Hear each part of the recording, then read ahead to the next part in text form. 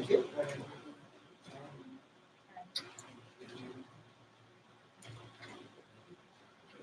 Are you ready? Okay. So 3 more chapters today. We'll do 2 tomorrow. And the first chapter we're going to talk about is the biggie, as far as tax credits are concerned. Earned income credit.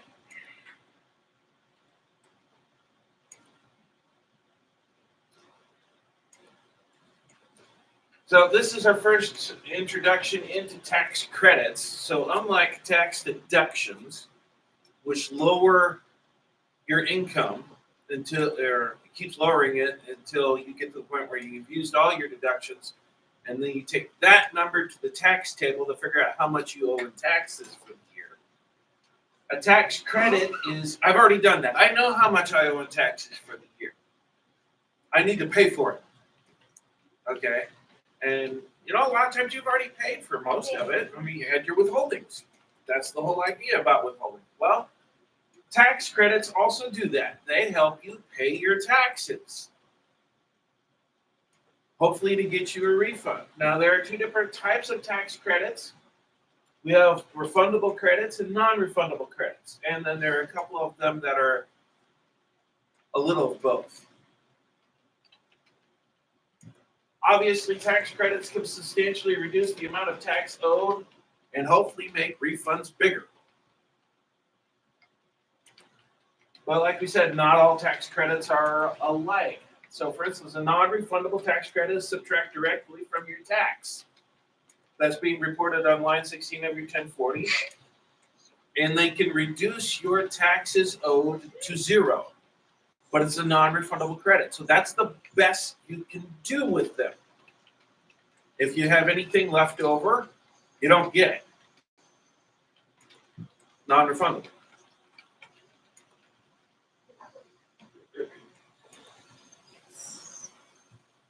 Refundable credit is more powerful. What you don't use, you get. That's your refund.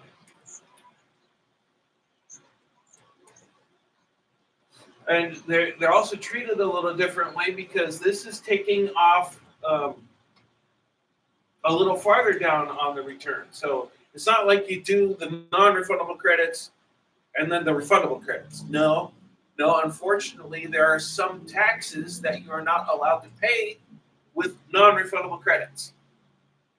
So like self-employment tax, I cannot pay with non-refundable credits.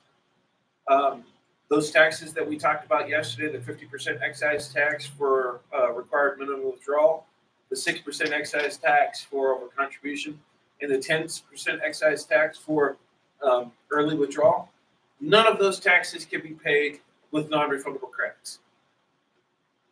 So there's, like you said, we come to the non-refundable credit line, we have our total there, and we subtract that out to come up with our new taxes owed, and hopefully we're at 0 already. And then we add in these other special taxes. There's some others. I didn't name them all, but those are the most common ones that I named. And not everybody has them. And then we get that new taxes owed number, and then we come down and we start taking off refundable credits. The IRS treats refundable credits as like cash. They treat it like money that you would have sent in. And it's in the same section over you have my quarterly payments are sitting. Same section where my taxes withheld is sitting. Those are all in that same area on the 1040. Now, tax credits, they have their own little schedule in this case, Schedule 3. Because if they were on the 1040, if I had to put schedules 1, 2, and 3 on there to cover all the different possibilities, my 1040 would be 6 pages long. So they're broken out into these different schedules, and part 1 here, this entire screen, is all the different non-refundable credits. We're not going to cover all of them in the scope of this class, but we will cover the highlights, the most important ones.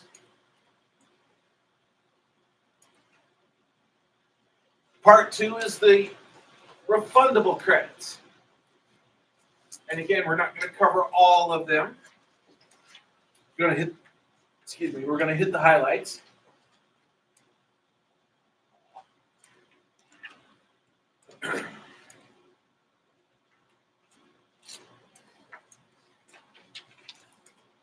So here we go. Here's our 1040. And like I said, up here, let's see, 1,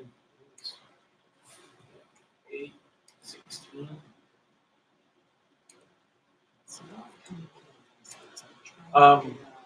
That's where we put our non-refundable credits in. And like I said, then we add in some more taxes. And then down here is where we're putting our refundable credits. And some of these are broken out. Some of these Schedule 2 is feeding into, or Schedule 3. But some of these are just line items. Like, so for instance, here's earned income credit. It's its own line. It's not on one of the different schedules. Okay. But that's why it's, that's what we're talking about this time. So earned income credit is also called the Earned Income Tax Credit, EITC. That's IRS speak. That's what they like to call it. This is a tax credit for certain people who have worked. And I've got the new numbers. Give me a second.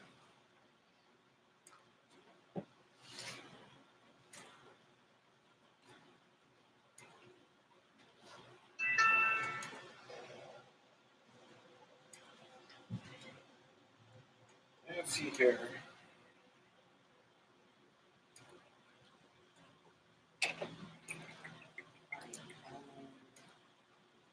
And it's made less than, well, I'm not really sure about that. I don't like it. Paycheck stuffing. We're gonna try some. $59,899 for 2024 is what it looks like. I'm not confident in that number because it's less than the 63,398. So yeah, they typically go up. That's why I don't have a lot of confidence in that number. I didn't make this. Matt did, and I'm not sure that he got it right.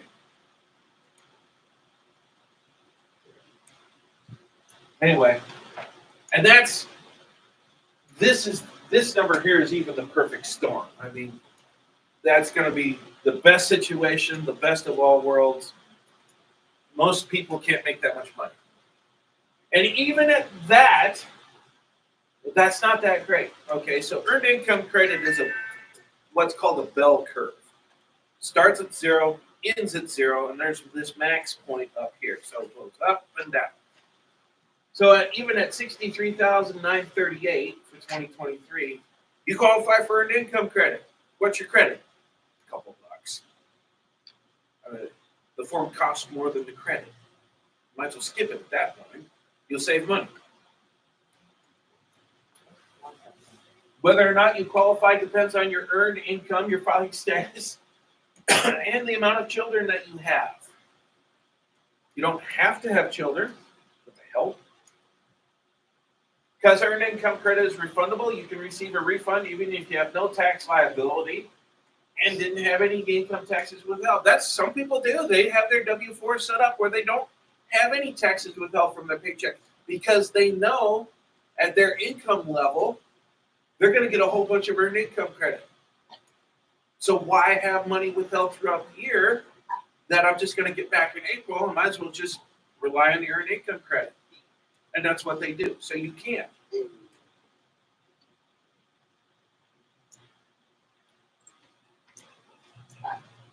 So publication 596 has 15 rules, and we're going to start talking about these rules.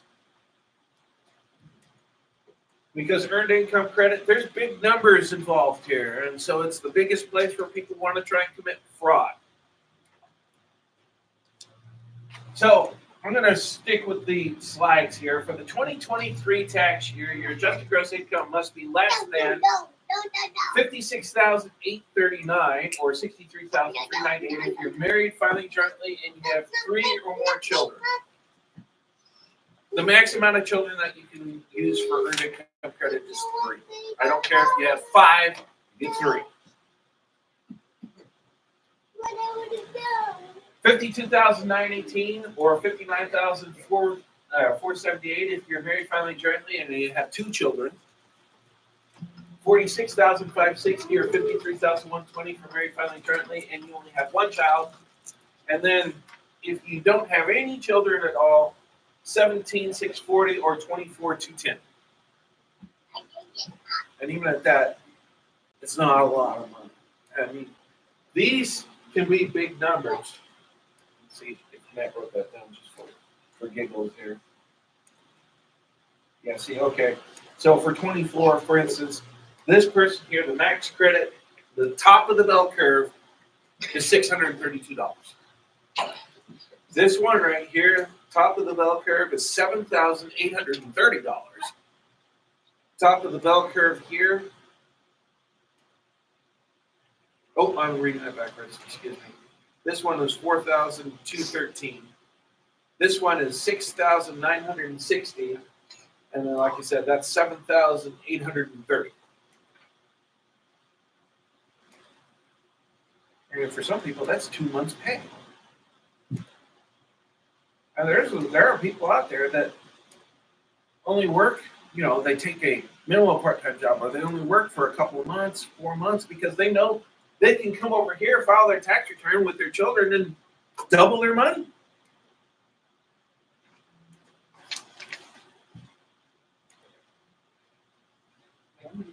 All right, so Clark has 2 qualified children. He's going to file as head of household. He has $48,500 in wages.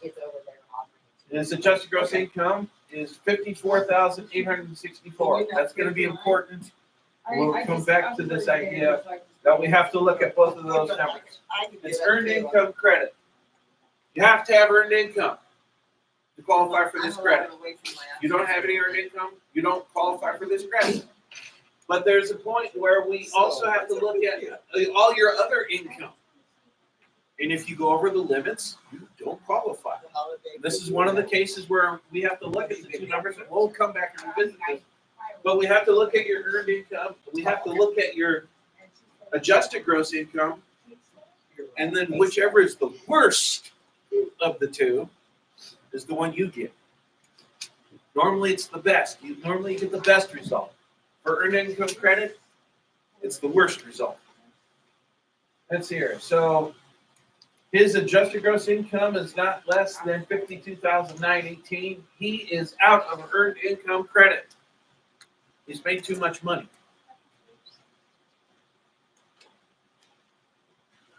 Rules for everyone. Continuing on, you must have a valid Social Security number for yourself, your spouse, and your qualifying children by the due date of your tax return, including extensions. Well, I can't file a tax return without some sort of identifying number, but this one is specific to Social Security numbers, no ITINs. Cannot claim EIC on either the original or amended return if you or your spouse is married, filing jointly, did not receive a valid Social Security number until after the due date, including extensions. So if you're in the process of getting a Social Security number and it's coming up on April 15th, you can file for an extension. Do not file your tax return at this point. I can't amend it, but I can buy you more time. If you or your spouse do not have a Social Security number on or before the due date of your return and you later get one, well, you don't get it. Too bad. Sorry. Moving on. If the filing for your return, or if the filing deadline for your return is approaching and you still do not have obtained a valid Social Security number, you may want to consider filing for that extension, and hopefully you'll get it in time. You can apply for Social Security numbers, fill out SS5, put it in with the Social Security Administration. Also, a child cannot be qualifying child and figure in the EIC on either original or amended return if that child did not have a Social Security number. So same rules there. There you are. Social Security numbers that say not valid for employment and ITINs don't qualify for EIC. If you or your spouse have found jointly do not have a valid Social Security number on or before the due date, enter no on the dotted line, less than 927 on temporary. Not really worried about that aspect of it. 3, if you were separated from your spouse, not filing a joint return, and have a qualified child who live with you for more than half a year, you can claim EIC if you lived apart from your spouse for the last 6 months of the year. So, head of household considered a married. Legally separated or under a written separation agreement or decree of separate maintenance, and you did live in the same household as your spouse at the end of 23. So, you're divorced and going to be doing head of household. What are we pointing at here? Kind of looks like, if you're reading that, is that married filing separately has a problem. You must be a United States citizen or resident alien all year. If you or your spouse are a non-resident alien for any part of the year, you cannot claim EIC unless you're married filing jointly with somebody with a valid Social Security number. You can choose to file jointly only if one spouse is a citizen or resident alien. You choose to treat the non-resident spouse as a U.S. resident. If you make this choice, you and your spouse are taxed on your worldwide income. So, for instance, my Canadian clients, I could have her qualify for EIC by herself because her kids don't have American Social Security numbers. But if she did get them, I could have her do that. I could qualify for her EIC if she fell within the income restrictions. But if I put her husband on the return, I would have to include her husband's Canadian income. We don't want to do that.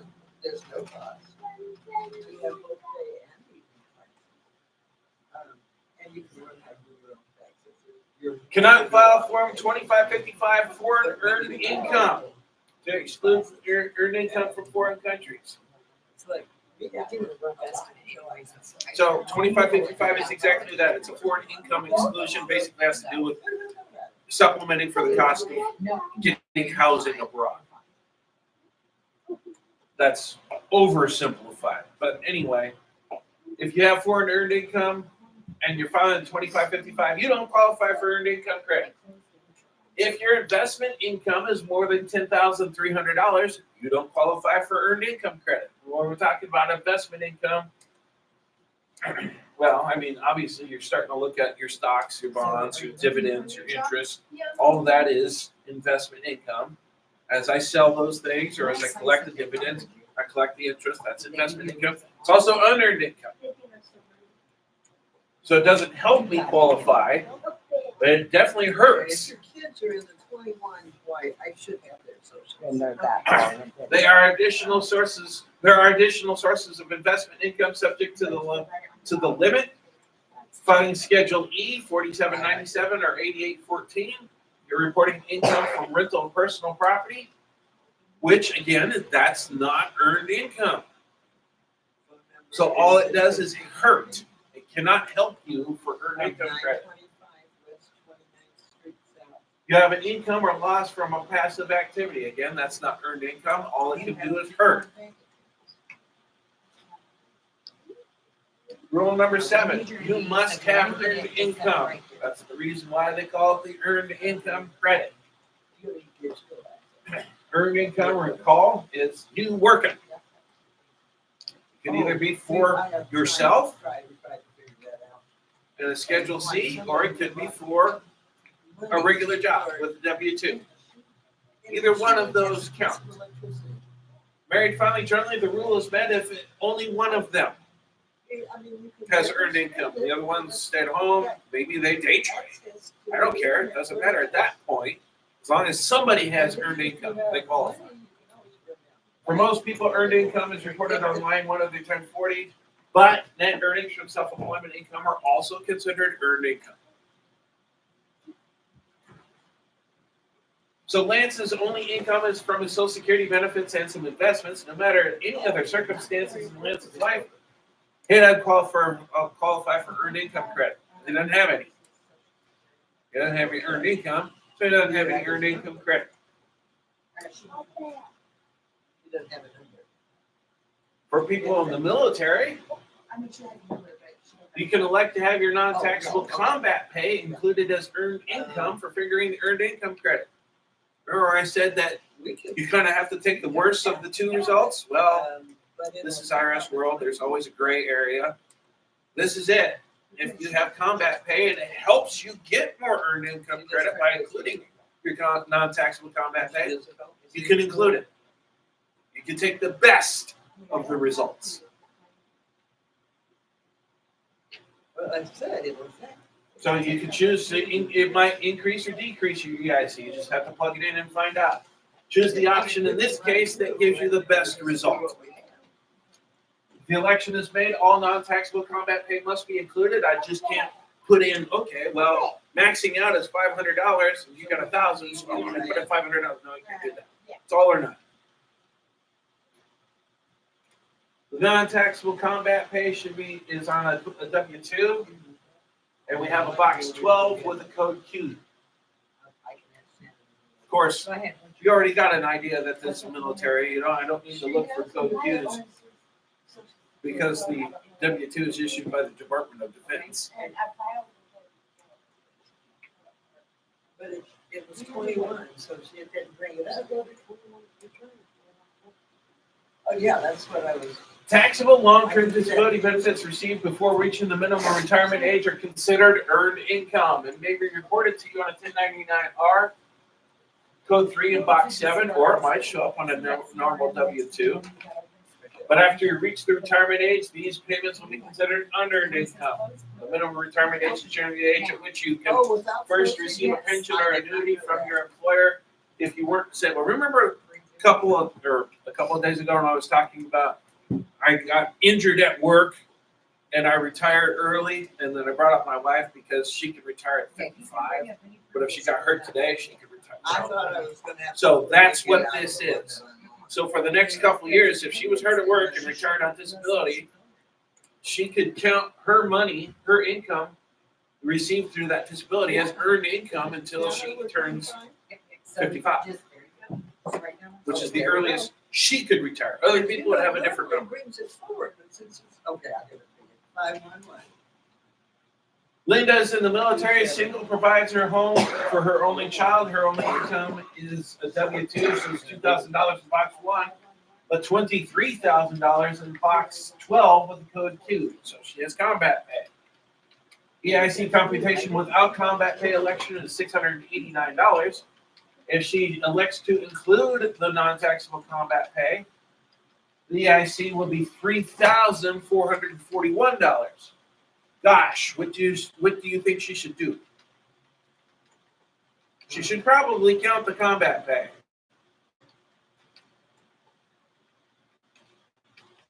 Rules number 8, you must attach a scheduled EIC to your 1040 to claim the EIC with a qualifying child.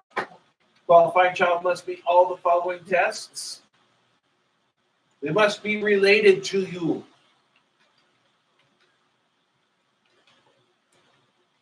They can't be too old. They must live with you for at least half a year, and they must meet the joint return test. There's something that's kind of should be pointed, kind of jumping out at you at this point. This test, this test, this test, and this test are all the same tests for a qualifying child. The only thing that's different, these tests are the same as the test for a dependent qualifying child, except that for EIC, we're not worried about the support test. Why are we not worried about the support test in this case? Because this whole credit is designed to assist the working poor. And there's a point where the support might be coming from the state when you start adding in Social Security benefits, perhaps, or food stamps, can care, Section 8 housing assistance. So you start adding all those things together, maybe the state is providing the support. But this credit's designed to help them out, so they're not looking at support. You just have to meet these other tests.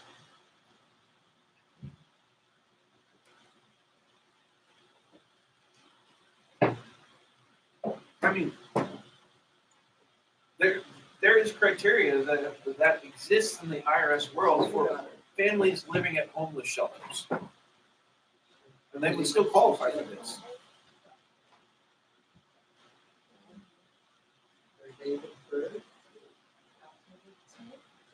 Relationship test. To meet the relationship test, the child must be your son, daughter, stepchild, eligible foster child, or a descendant of any of those, like grandchild, brother, sisters, half-brother, stepsister, stepbrother, stepsister, or descendant of any of them, like your niece or your nephew.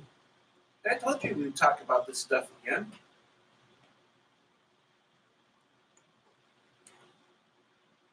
Julie's nephew, Al, 14, lived with Julie since Al's parents passed away 3 years ago. Al meets all the relationship tests because he is the child of her brother. Now, the IRS might want some proof.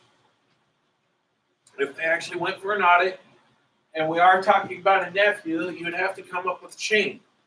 You'd have to come up with a bunch of birth certificates. You need Julie's and Al, or no, let's see here, Julie's and her brothers to establish a common parent. And then you need Al's to establish the brother as the father of Al, so you can make that loop back around. The IRS could ask for that type of proof. Because it's not just a simple. No, but the IRS has specifically said that they could ask I for was it. just curious if you've ever seen anything like that. No, because we kind of do that at the beginning. If you're a new client to me, so if Julie is new to me, I might ask to see if she's got everything already. And if she does, or she can go home and get it, I'll scan it. And then that way I've got it already. I hate to get. But, I mean, so, and some people get pissed off at this.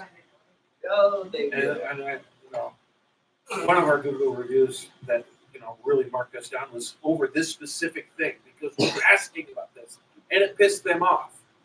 Now, I don't know if they just felt that we were being too nosy, or more likely when people get pissed off in the situation, it's like, well, they're trying to pull something and we caught them.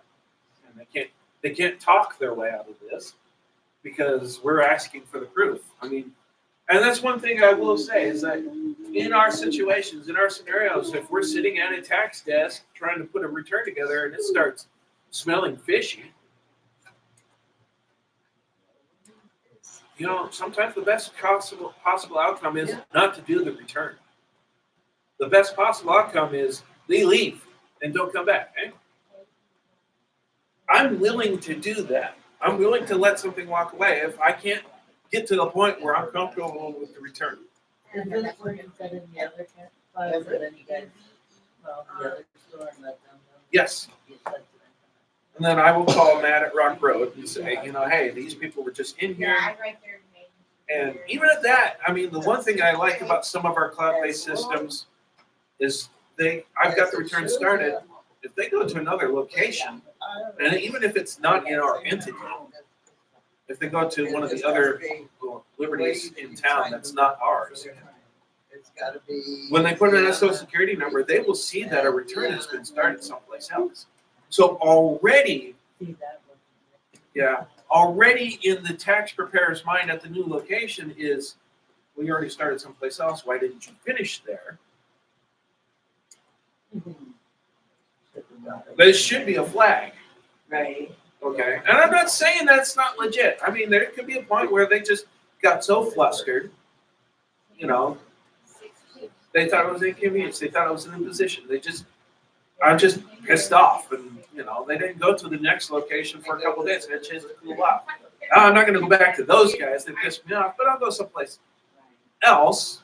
And then Friend of my mother. they should get the same questions, but hopefully this time they went there with, Both of her children.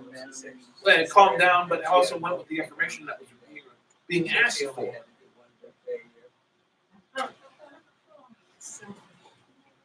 Grandchild is a descendant of son, daughter, stepchild, adopted child that includes great-grandchildren. Child does not have to be your dependent unless the child is married. A married child is a qualifying child that you can claim as a dependent. Remember, we talked about that before. You have the young military couple that put that idea in your mind of what we're talking about here. They went overseas. The other one stayed behind, still lived at mom and dad's place. They could be a qualifying child with mom and dad still, that whole scenario.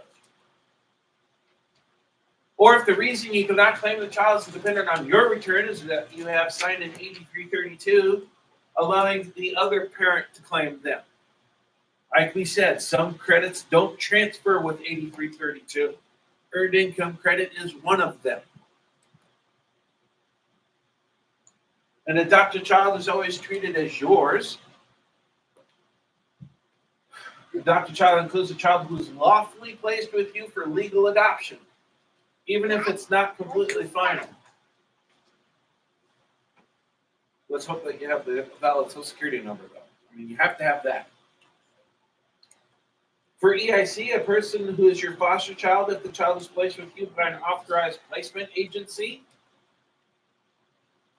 they count for EIC. Again, as long as they lived with you for half the year. We still have to meet that one. I have a question. Yeah. So does every state have an EMT? Oh, this is a federal thing that we're talking about, so yes. Oh, yeah, it's on there. And then, let's say my daughter moved down here with her granddaughter. Mhm. Can she claim in both states or just the one? It's, Just the one. it's federal. I don't care, it doesn't matter. Oh, so it don't matter. No, this is No, not yeah. state dependent. No. Now, to change your question just a little bit, some states do have their own version of this.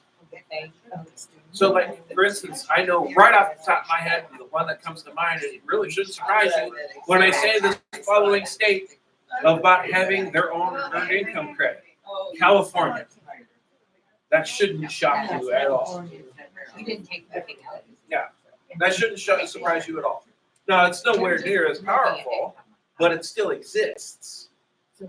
Not all states have it. Kansas has something like it, but it's non-refundable. I'm just curious. I don't know. You see Wisconsin? That was. I don't know. I don't know. I had to write it on here, so I. You're doing it for personal. Selfish. You're selfish. I want my grandbaby closer to home. With her at Christmas and everything.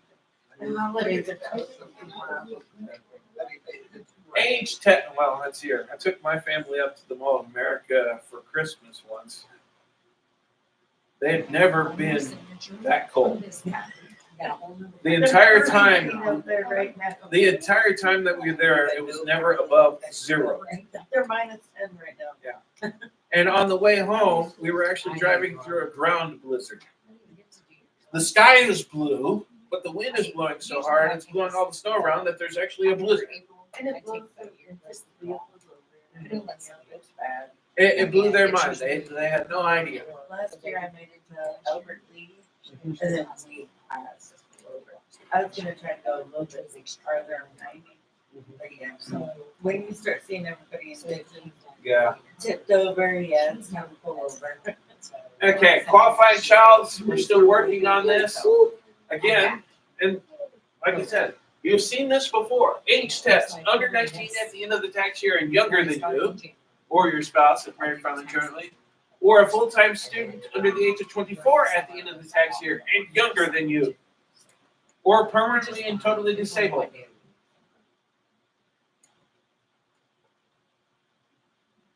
So, interestingly enough, Todd, 19 at the end of the year, lived with his mother and father who supported him. Todd does not go to school. He's not disabled. Todd cannot be used for earned income credit. He's too old and he doesn't meet the going to school portion of it. Thelma, 25, cannot be gainfully employed because of a severe physical disability. Doctor has determined that her condition has lasted a year. Thelma meets the age test because she's permanently and totally disabled. So remember, when we talked about this before, throw age out the window. It's irrelevant if you're disabled. Residency test. Your child must have lived with you in the United States for more than half a year. Yes, ma'am. So technically, my Canadian clients, since they don't live in the United States, would never qualify for earned income credit. Even if they were American citizens, they would still never qualify because they don't live in the States. Okay, but did you ask? Cannot claim EIC if your child did not live with you for more than half a year, even if you paid for most of the cost of the child's living expenses. Now, there are the special circumstances for temporary absences. A child, and also the child who was born or has died during the year is considered to live with you for the entire year. Did you ask? Yes. But you didn't. So what are we talking about living in the United States? That's the 50 states and the District of Columbia. This term does not include United States territories or possessions. So she does. Now, that makes it sound mean in one regard, but I will turn around and then say that Puerto Rico and these U.S. possessions have their own, 1040. So they have their own set of credits and such. It's kind of, it's the same tax return, but it's different.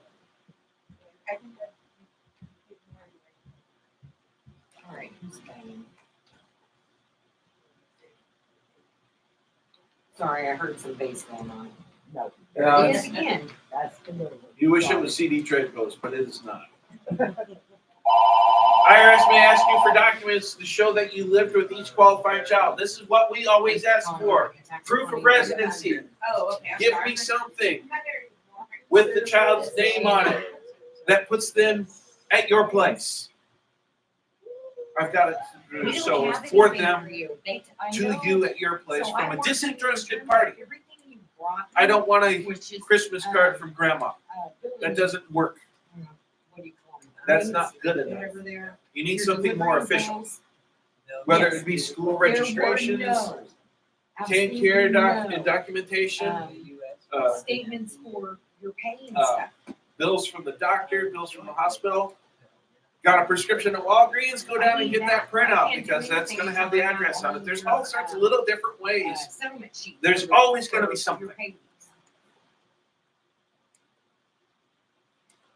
I can't do anything with Western Florida then.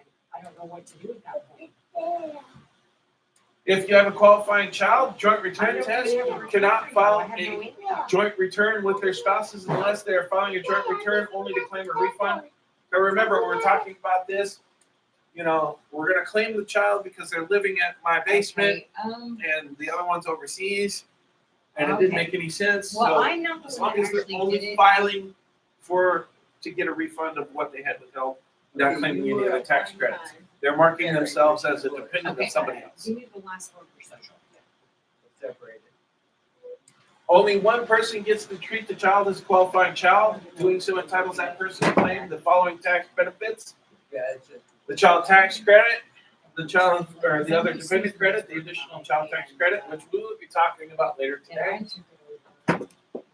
The head of household filing status, we've already talked about that. The credit for child and dependent care expenses, I don't remember if that's one of the things that we're gonna talk about in the scope of this class. I think it is, but And I just. I don't remember off the top of my head here.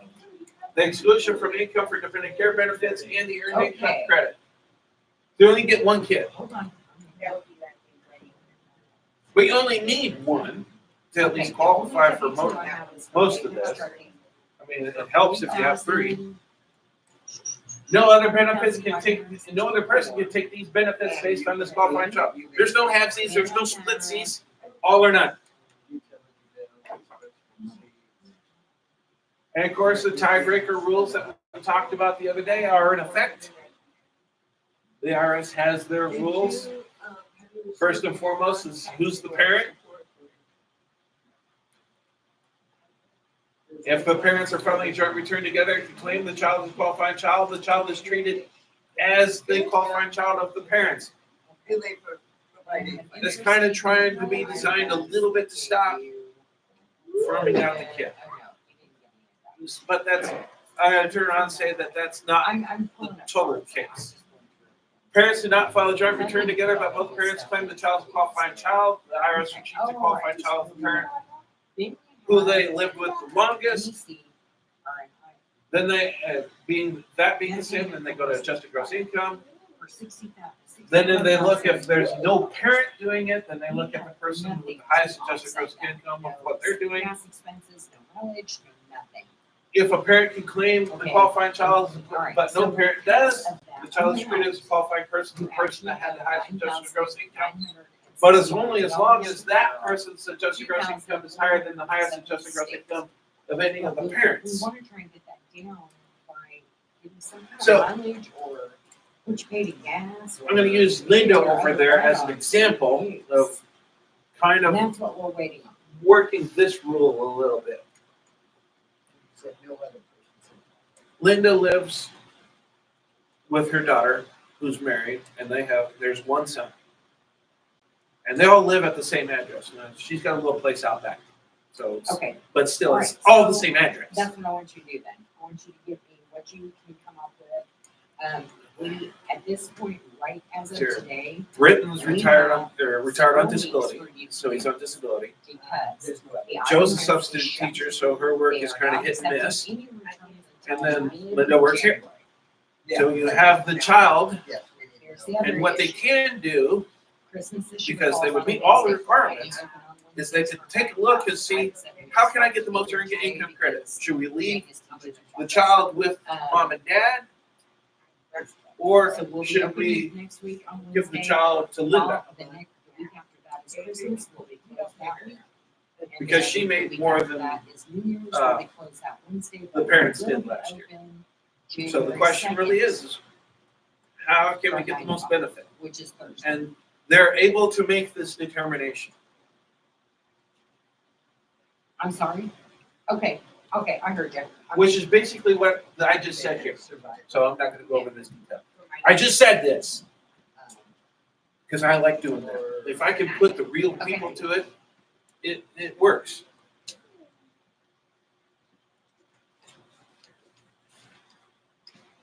Okay. All right, so Okay. rule number 10, We should have cannot given be you the that qualifying stuff back. child of another person. You're the qualifying child of, if you meet the relationship, age, joint return, and residency test for that person. If you're the qualifying child of Okay, another so you person, guys you cannot never- claim the you current never income picked it up, credit, so even we've if the got other it. person does not claim the credit or does not meet all the Right. rules We to probably claim still the have credit. it. It's probably in the back room. It's So, probably in the back room. Again, you were talking about So, we'll be open next kind of Wednesday. run back with the from 9 Wanda to 5 if you example a wanna little come bit that by I didn't and go over, pick but up what we have. you know, we have grandma, the daughter, and the child all living at the same place. And if Wanda's under the age of 24 We're and only she's here still going until to school, We're grandma only can still here claim until her. 1. So Wanda shouldn't be able to claim her son because Okay, come on by grandma and claims I'll- Wanda, so when I grandma get should a also be break, able to because I'm claim the actually son. working with it right now. I should have a break here in about No other 30 minutes. income. As soon as I get done, I'll go back and see what I can find from last year. You're not the qualifying child of another taxpayer if the person who Oh, no, you you're meet fine. the age relationship and residency test is not required to It's file a been- tax return. It's been a crazy. And either didn't or is it's been only crazy. filing to get The one lady to that get some actually taxes returned withheld back. Got sick at the end of tax season and ended up passing away. So we've been kind of picking up things that we missed when. Claim We EIC didn't with know other she had qualifying one. child in addition to rules 1 through 7, you must meet some additional tests. We got you. I will go down. Now, I will say that this rule was kind of thrown out a little bit for COVID in 2020, 21, And I should have but it's some. definitely in effect now. If you do not have a child, you must be between the ages of 25 and 65. Yeah. Linda liked it when Yeah, Linda liked it when the COVID rule was in effect because she qualified for earned income credit. I got a little earned okay, sounds good. Because, I'll see you You know, it took out this top age, Bye-bye. and all of a sudden she qualified for that 1 year. Did you qualify for 1 year or 2? I think it was just one. Just the one? Yeah. So I mean, but Yeah, me and Again, Brenda. this is just as a single person. If you have a child, all bets are off. Age is irrelevant if you have your own child. This rule only exists if you don't have children that you're using Okay. for I earned income understand. credit. Married filing jointly, if only one of you is under the age of 65, you meet it. And it doesn't matter if that person was the one with the earned income credit or not, still meet it. Married filing jointly, I mean, the IRS does look at it from the point of view. You're one and the same. So he makes all the money, he's 66, she's to stay at home, and she's 55 and makes no money, it's not a problem. It goes over basically their information, Then, of course, you can't be dependent of another person on their tax return. Even if the other person does not claim you. Now, as a tax preparer, I'm never going to know that. But when they get a letter from the IRS, Don't panic. then I know. They're not Then I know what gonna happened, after you because I know the for rules. repayment. There's no way I'm going to know this at the tax desk. Somebody else could have claimed you as a dependent.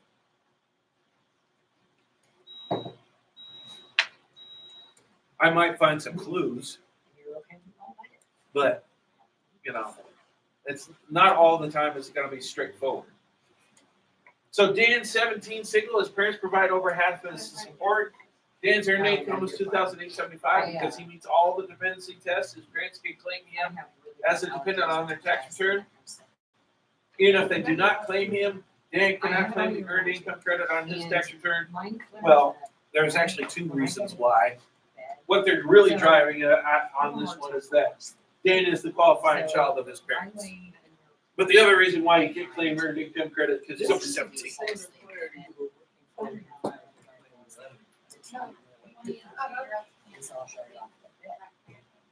Not in and of themselves, they have to have a child.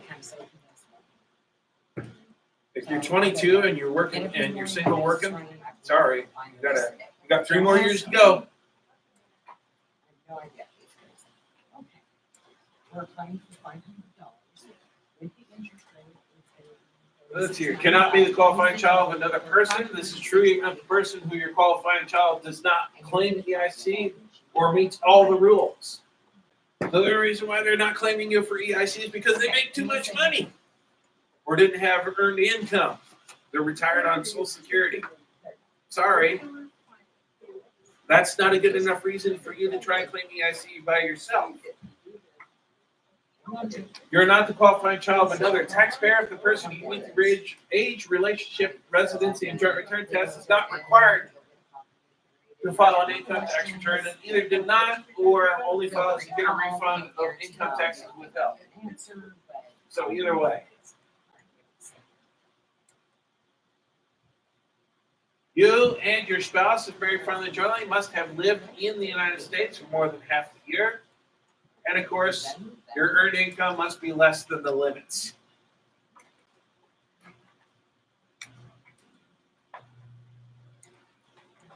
Now, the IRS does take a look at this. This is one of the things that they really take a look at, is the earned income tax credit. And so if they deny it for any reason other than, well, you just forgot to carry the one, they can say, you're not allowed to claim earned income credit.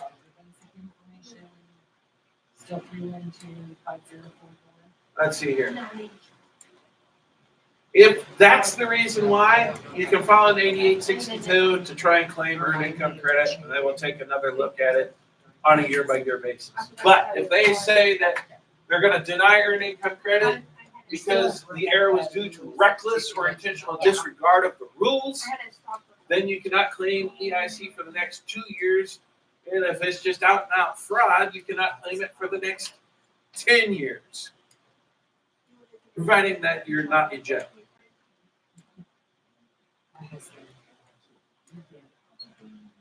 Because that's kind of an interesting scenario. Think about that one for a second. If you're in jail, you're actually, and I speak from, Brenda used to work at a tax office in Hutchinson. And every once in a while, a bus would pull up from the prison there, getting those inmates to file their tax returns. They're all dependents of the state. So when you file that tax return, you actually mark down that they can be claimed by somebody else.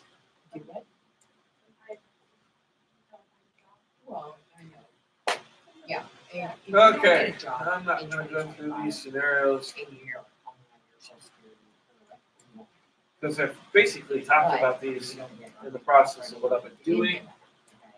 All eligible income or people for earned income credit must have these things in common. They must have earned income. They must have a valid Social Security number. In general, they cannot be married filing separately. There are some exceptions to that. Generally cannot be a non-resident alien, cannot be a qualified child of another person, cannot be filing Form 2555, and their investment income must be less than $11,000. The four most common errors when it comes to EIC, claiming a child who is not a qualifying child. It's a big racket out there. Well, there are people, and I've come across this one where they will say that this is my niece or my nephew, and it might be, they might be actually related, but mom and dad, or mom or dad, depending on the whole situation, makes too much money to qualify for earned income credit. Yeah. So they look at it, they look around and see, okay, who can I give this child to that they can put on their tax return and try and claim them and get earned income credit so I can get more money. I've been there. I mean, I haven't done it, of course, but I've been on the recipient side of this type of tax return where it's like, oh, there's no way. You know, you're 23 years old, but with a child that you're gonna try and put on the tax return, so age is out, but then you're gonna tell me that you supported this child on $10,000? No. You should have an No. answer. Married taxpayers who incorrectly file a single as head of household. They may do a loan. Well, I don't want to report with my husband because he makes too much money. So if I lie and say I'm the head of the household, don't file with him, then I qualify for earned income credit.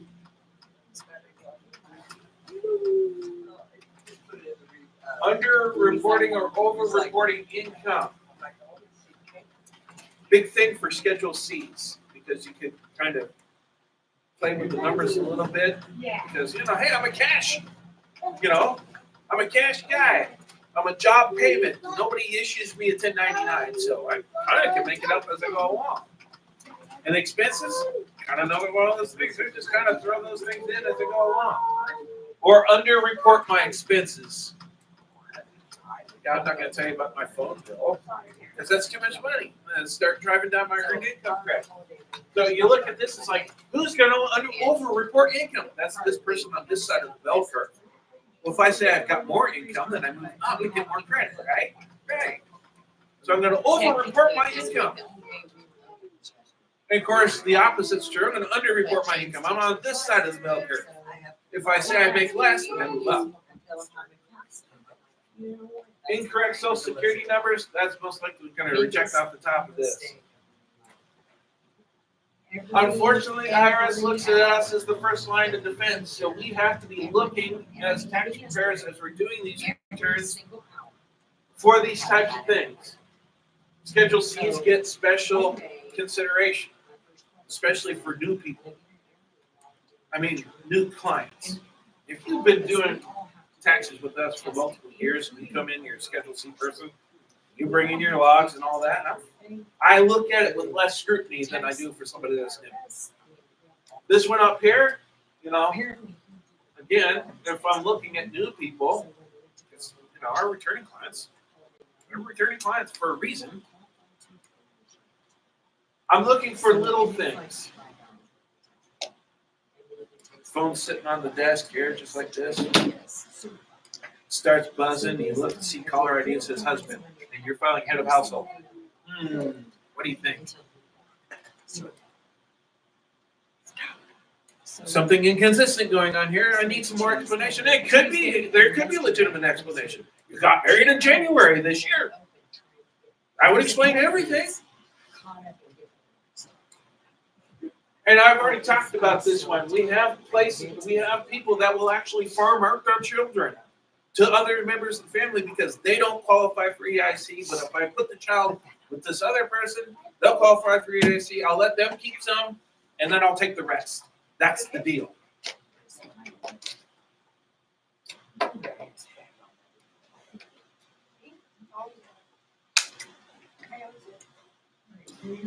Claiming the credit, I'm not going to worry about this because this is a lot more important if I was actually doing this with pen and paper. The computer handles all of that. I don't have to worry about actually working on this worksheet. If earned income and adjusted gross income are not the same, we have to look up the credit for each amount and then take the less of the two.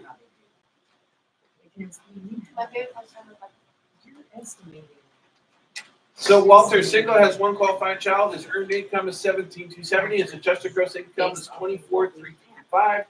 Using the EIC table, he finds that the credit based on his earned income of $17,270 in one child is $3,995. The credit based on his adjusted gross income of $24,355 in one child is $3,545. He's got to take the worst of the two, so his earned income credit is $3,545.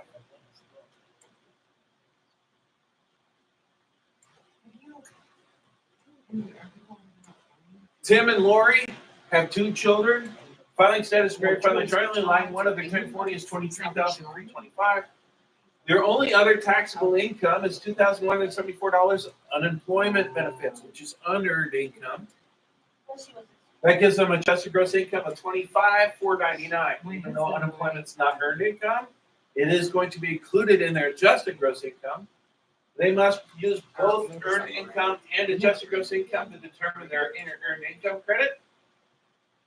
And this is kind of the way it works out on paper. It's in your book.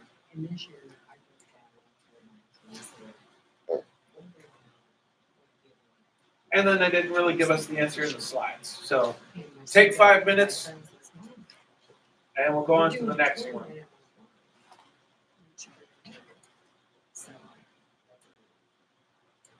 And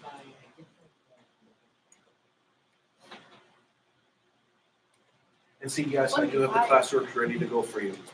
Are you taking a fund? Yes, I am taking 5 minutes. The answer is 12.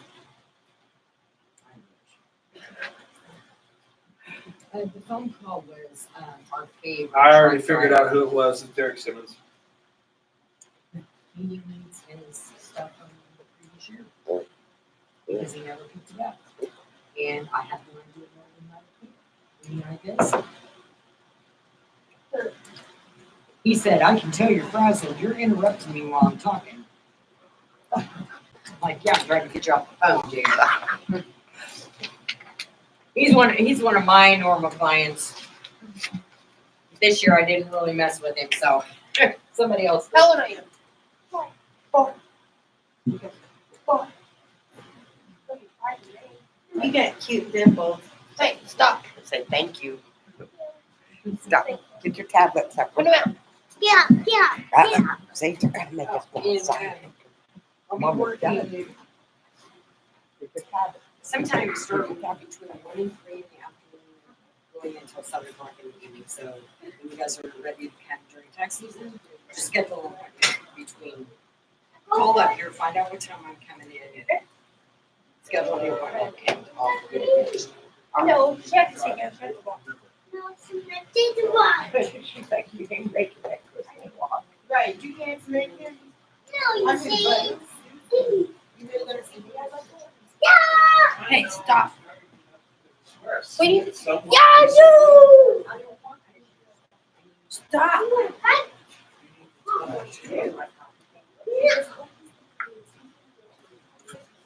I can tell you. I'm ready.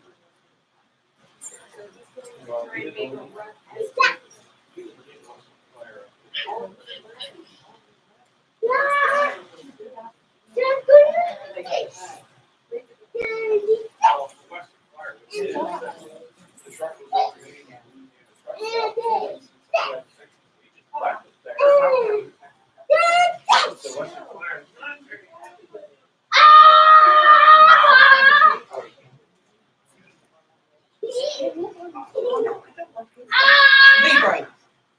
Okay, Sorry. come on. Hey, Christmas, come on. Okay, so loud. Let's go outside. Burn that energy off.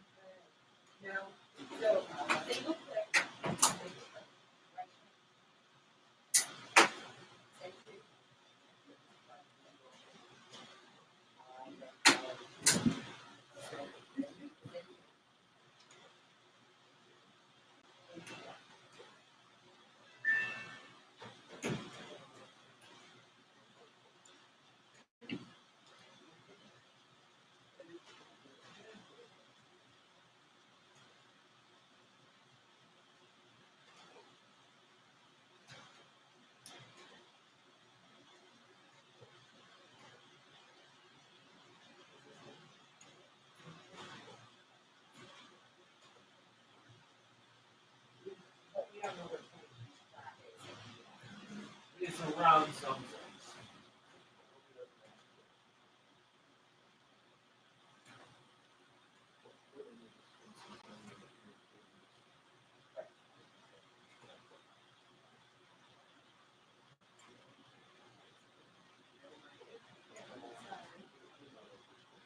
No, it's not.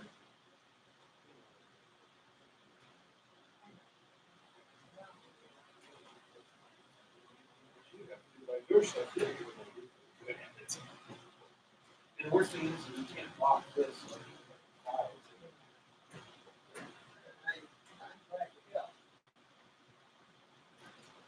Well, we only have next Wednesday left of the year. But, Oh, yeah. next Wednesday is the last day of the year. For us, Oh, I was like, wait. What did I miss? because Christmas falls on a Wednesday. And so we're only open on Wednesdays during off season, even though you guys are here today, Shane said, do you want to do this?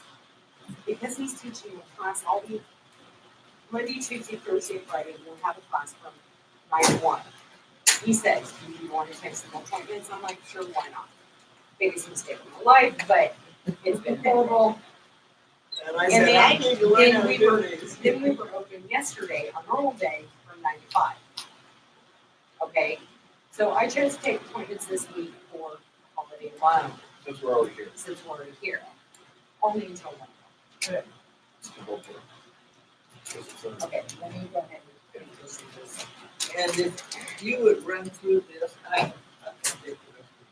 Okay, I can, Just Finish double, yeah, at least double. Okay, I'm not real sure about all this. So- because Wednesday, Not so much for an idea of getting some rest.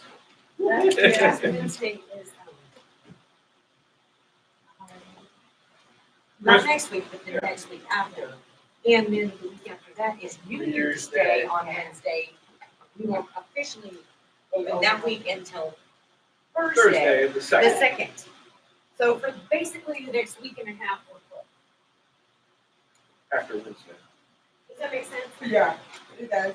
Because I wanna have some holiday. I want Shannon to have some holiday. You don't want to spend all this. We're about to start our 4-month marathon, and we wanna go into it as fresh as possible.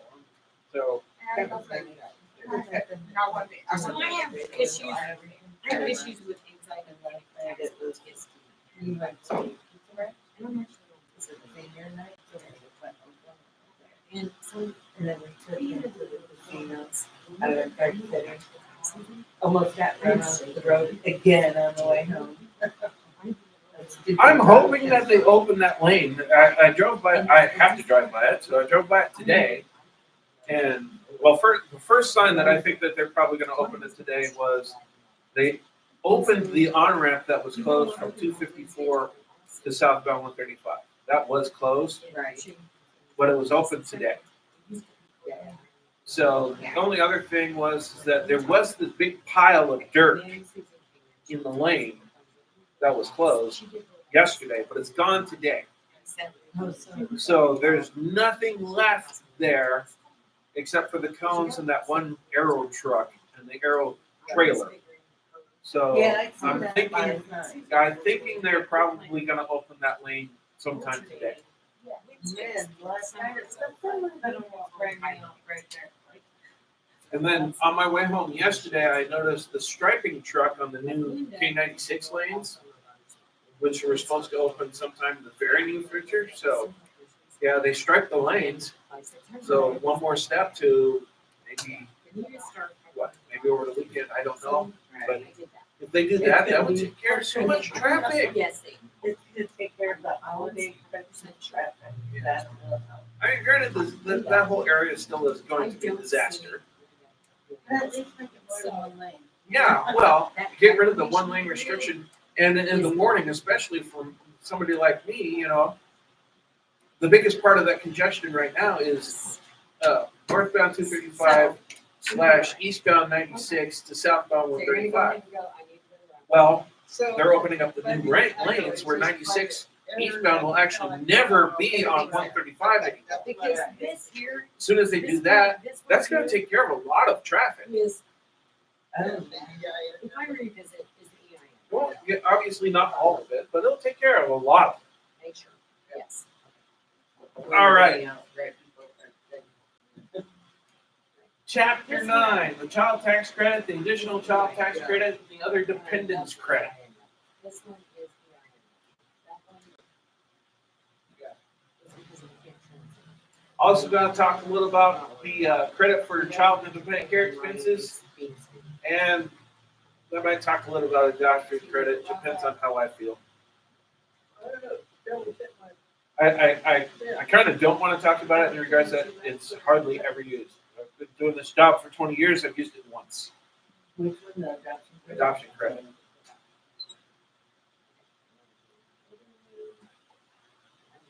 All right, so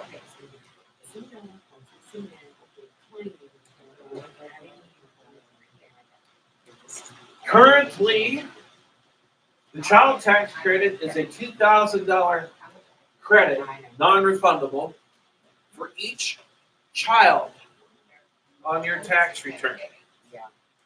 So you have 19 kids that are all under the age limit. Everything looks good, so. 19 times 2,000. You can get a lot of money. Well, okay, you're eligible to get a lot of money. And first and foremost, step one about the child tax credit, by itself, child tax credit's non-refundable. But there is something we're going to talk about here in a little bit called the additional child tax credit, where basically what I don't use in child tax credit, And I just. oversimplifying it, I can take to the additional child tax credit, which is a refundable credit, and maybe get what I didn't use up here as a refund down here. So, child tax credit by itself is a non-refundable credit. And this is one of those things that's always up for discussion when it comes to changing a tax credit. This is one of the ones that I most likely hear about. For COVID, it was interesting because they bumped it up in and of itself, but then they did another little step on it for COVID, where they broke it down into 2 different age categories. No, you don't even need to move. Where I think it was 6 and below got a little extra more than So shut this one down. 6 I to will need 16. flash drive though. And yes, and at that time they bumped it up to 18. But yes, I did do a spoiler alert for you.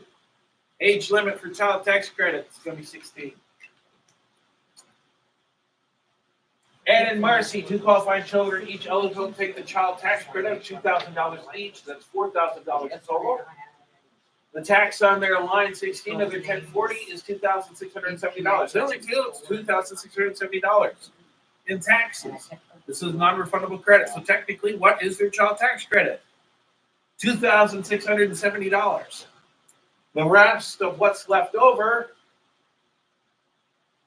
by definition of non-refundable credit, goes away. But since there's this thing called the additional child tax credit, Okay. gets bumped down to there.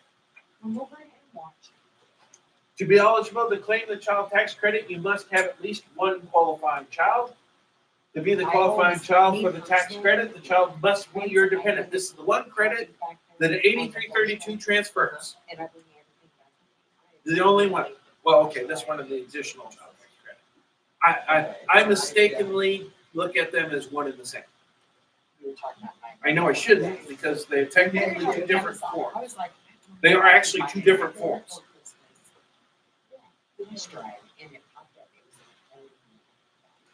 The child tax credit is also available for all filing status. Rubber duck So, to Robert. married filing My separately. grandson, he's 14. We know all the likes times rubber that you duck. don't get to qualify for different tax credits. This is the exception to the rule.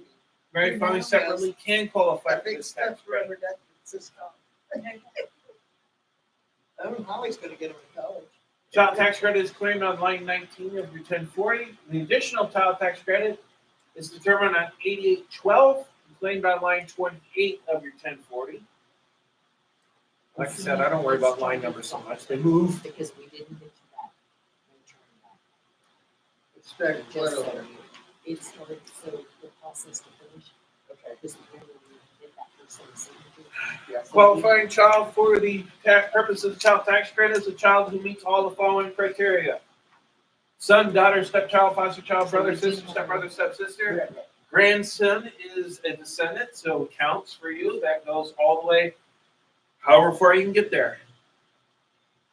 You have to be pretty old at this point. I have great grandchildren, but possible. An adopted child is always going to be treated as your child.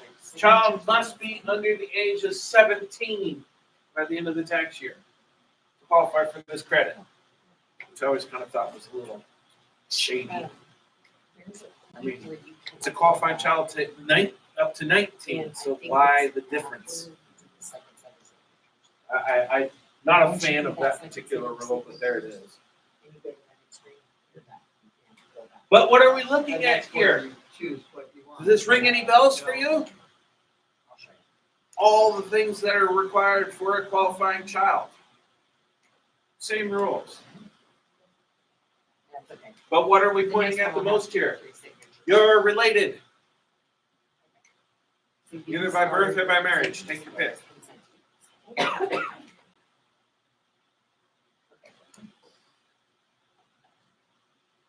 Qualify for child tax credit, the child did not provide more than his or her half own support for during the tax year. Seen that rule before. Child must have lived with you for more than half the tax year, but there are the special circumstances. There is the exception for child of divorced or separated parents. And of course, the child who was born or died during the year is all considered as living there for the entire time. Again, we've seen all these rules before. You must claim your child as a dependent. So, okay. The child did not file a joint return for the year. The child must be a United States citizen or resident of the United States or a U.S. national, must have a valid I social generally security just want number. Okay, so, 13,453 is about approximately 2 inches. Standard deduction is 21. Like we've said before, this is the tax credit that can be transferred with an 8332 to the non-custodial parent. Other payments of 1,634. So for the example, we have Courtney, 13, lives with her father Calvin. Calvin signed a written declaration for 8332 saying that he's actually claimed Courtney as a dependent. Courtney's not a qualifying child for the child tax credit for Calvin, but she will be a qualifying child for his former wife. Donald's former wife can claim the child for a child tax credit on her return because she is claiming the child as a dependent. But it's not like Calvin's out of luck here. I mean, we don't know the particular circumstances, but we know that Calvin still can be head of household. You can't, you know how they usually have the tax. Calvin still is in line to qualify for earned You have income to credit, exit Start No, over. you're not okay. the wife. return. And of course, the child and dependent care expenses, although at age 13, probably don't. Because there's the age cap for that one.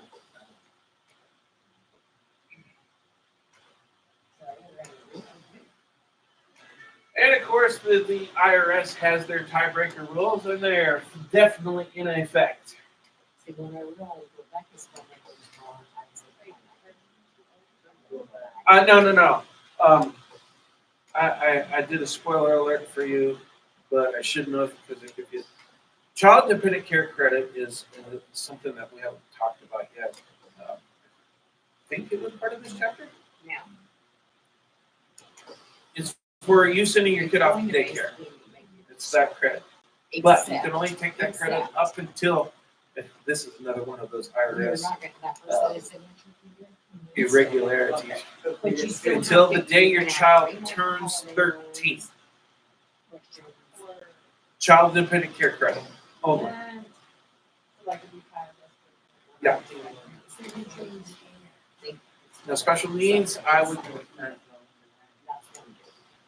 you could, but you could also consider that a deduction on Schedule A because it's kind of a medical thing too.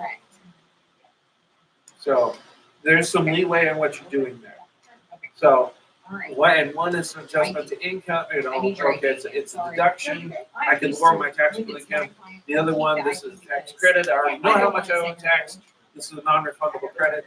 I'm kind of really telling you all about it now, so here we are.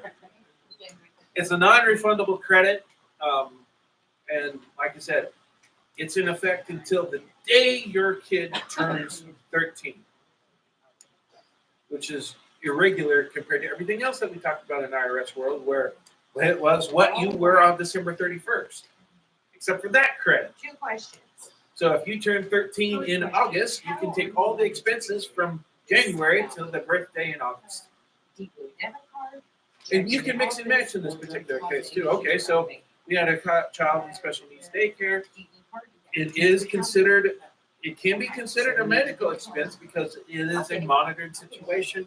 It is for their safety and well-being. There's a certain amount of medical care because special needs. So we do consider it that.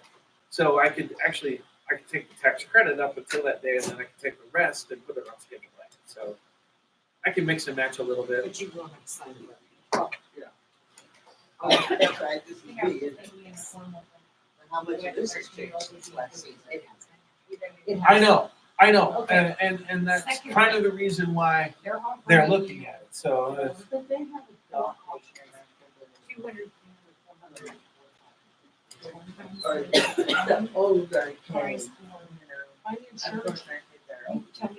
yeah, no, I get what you're saying. I do. But so I have one for my aunt. So. That's what if I said that was just to let her go to full coat, and that would go off with that anyway. Brenda can't stand it. I can't. If you stand it. can. And in fact, they're trying to make her go to Hope, and right now they're in the COVID restriction, and they're still trying to make her go. So she's a little pissed off.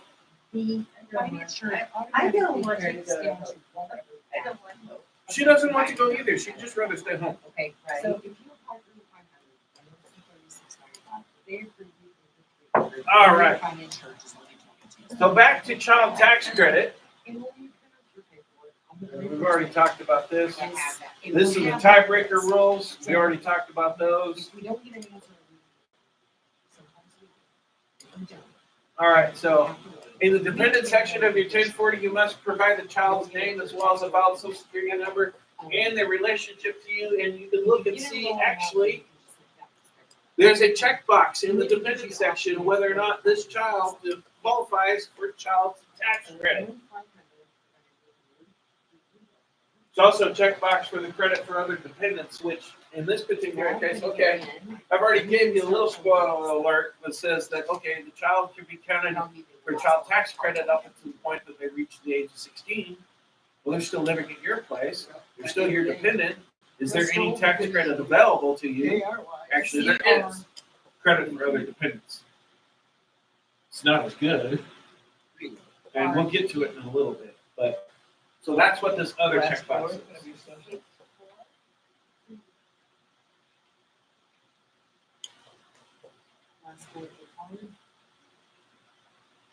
The amount of non-refundable child tax credit is on line 19. Your tax is less than your credit. Your modified adjusted gross income is above the filing threshold. shown below for your filing status. So you can make too much money and then not qualify.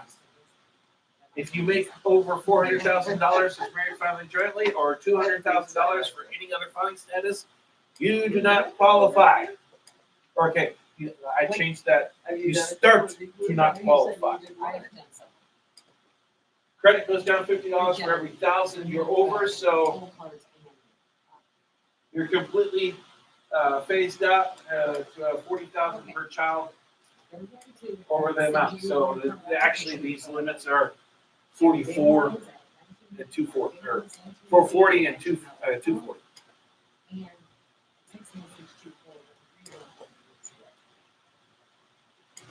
Married couple with 2 qualified children file a joint return would be able to claim a credit of $4,000 with adjusted gross income of $400, $2,000 with adjusted gross income of $440, and at $480 they don't get squat.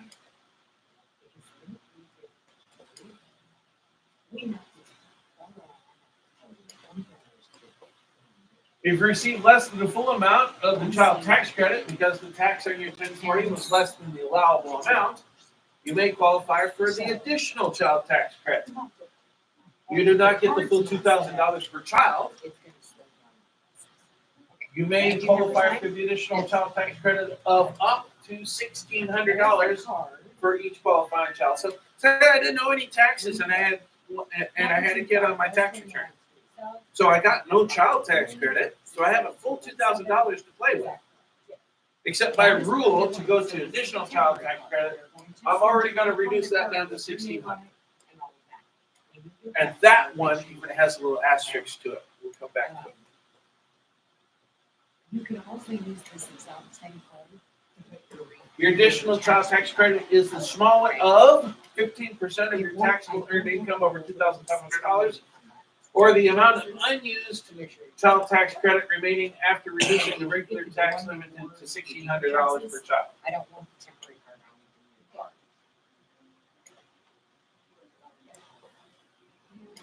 So there is a point where you're looking at the additional child tax credit up there where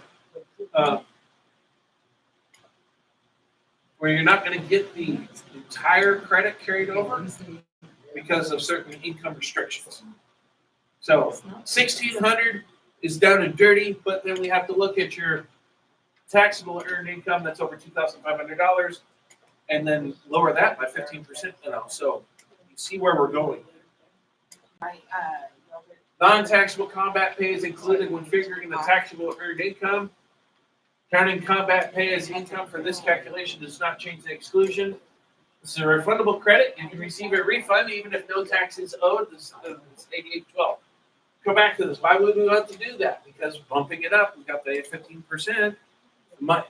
You saw in that previous example where her regular W-2 for being in the armed forces was only $2,000. All her money was made in that example was on that combat pay. Some days fingers just don't want to work. Well, and I think part of it is that everybody's watching. You're watching, I'm listening, And Shane drives me crazy when he sits there and listens to me. Marvin and Maud's taxable earned income is $19,400. 2 qualified children, the tax liability is $19,530 because their tax liability is less than the full amount of credit, which in their case is $4,000. They may be able to take an additional child tax credit of $2,047.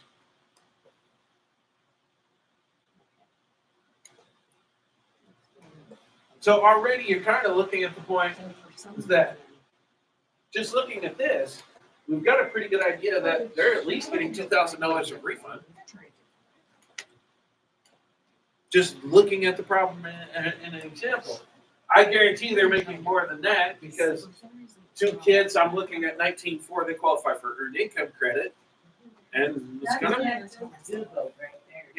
and it's gonna be a fairly healthy amount for 2 kids at $19,400.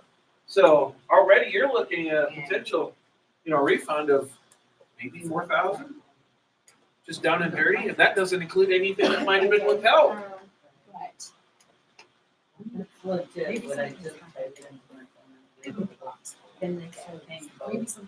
Yes.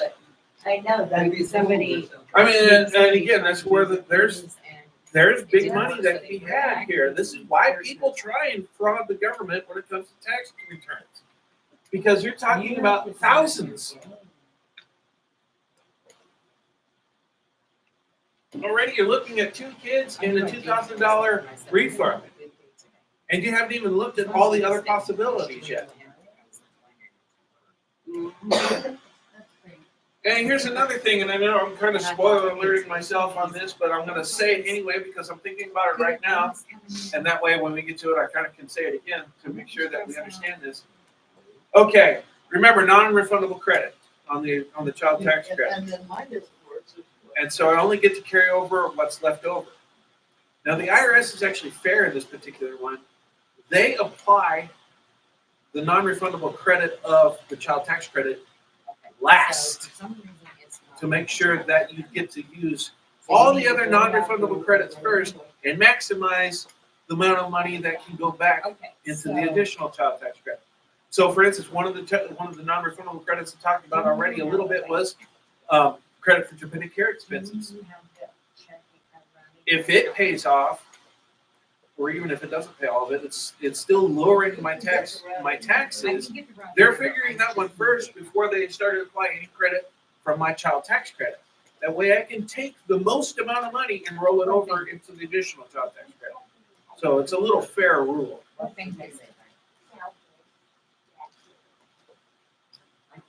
There's another method to compute the additional child tax credit with taxpayers with 3 or more qualifying children.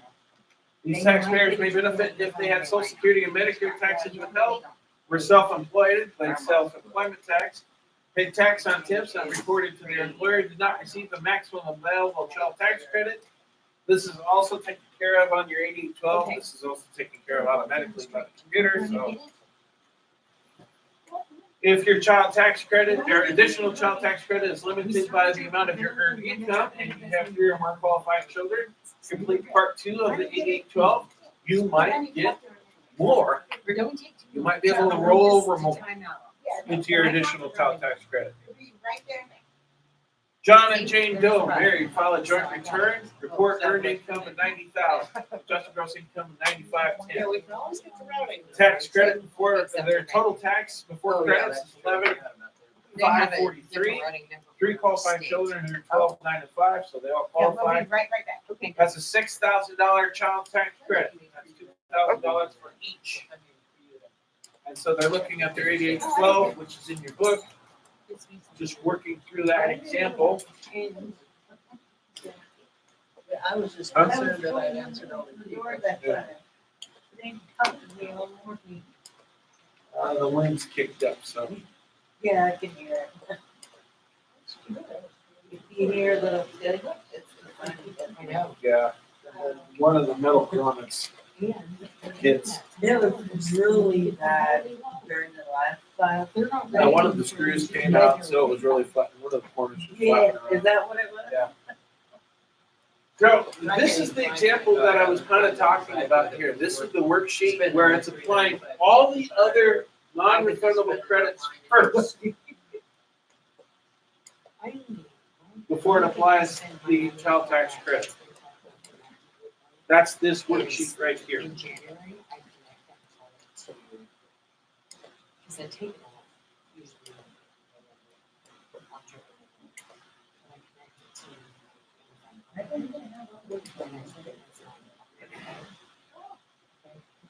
And then move it to. Yeah, I know. Sorry. All right, in 2018, there is a new credit that reared its ugly head. Okay, no, I don't mean it like that. It's actually true. A $500 non-refundable credit is with taxpayers with dependents who meet additional conditions. If the person meets all the following conditions, they qualify you for the other dependent credit, or ODC. Person is claimed as a dependent on your return. Person cannot be used to claim the child tax credit. For example, they're over the age of 17. This person is a United States citizen, national, or U.S. resident alien. Residents of Mexico and Canada do not meet this definition. Let's go back and look at 2. This person cannot be used by you to claim the child tax credit. They point at age.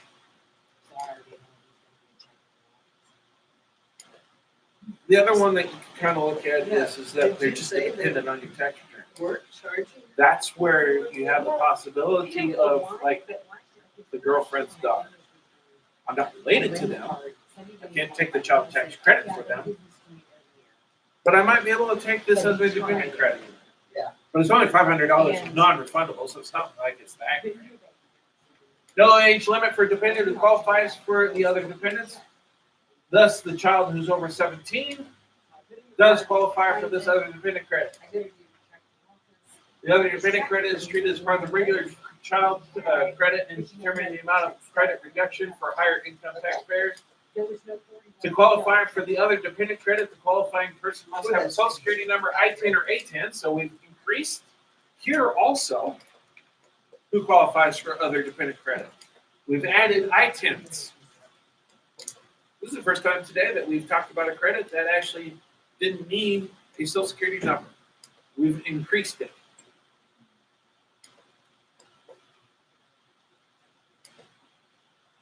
Of course, if the person doesn't have any number, you can't use them to claim the other dependent credit. Carla has a child who would otherwise be a qualifying child for the purposes of the child tax credit, but the child is an I-10, not a social security number, so she can't claim the child tax credit. But she can claim the $500 other dependent credit.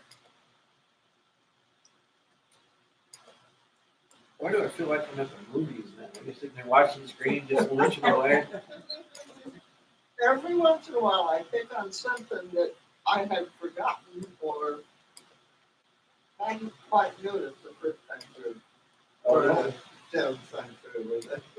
Don't leave those laying around. Those look like Dot's pretzels, and I love Dot's pretzels. They're Snyder's. They're Snyder's? Okay, I haven't had Snyder's, but I love Dot's. And they're not real salty, so. I love dogs, but I can't eat dogs. Really good. Their cinnamon sugar is really good. Well, you can tell I've been here the last week. There's a lot of Starbucks cups in my trash. Let's see here. Do I want to talk about this return? Randy Sandy filed joint return. They both have social security numbers, tax liability is $2,000. 3 qualifying dependents. Mark, 18, meets the qualifying child dependent test. Kathy May, 15, adopted child who is an I-10, meets the qualifying dependent test. Randy's mother, Lee Ann, 62, valid social security number, meets the qualifying relative test. They are all U.S. residents. Mark, Katie May, Lee Ann are all qualifying dependents for the other dependent credits. So we're looking at this. Mark, well, he's too old to qualify for child tax credit. Katie May is old enough to qualify for child tax credit, but she has an I-10, so she's not eligible. And then we have Lee Ann, who's 62.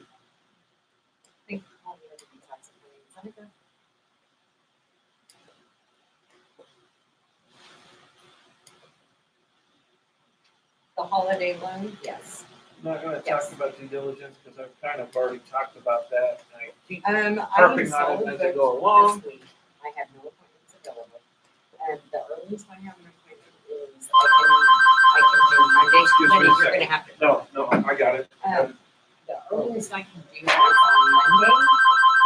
And it would only be in the morning. I can do 9, 10, or 11.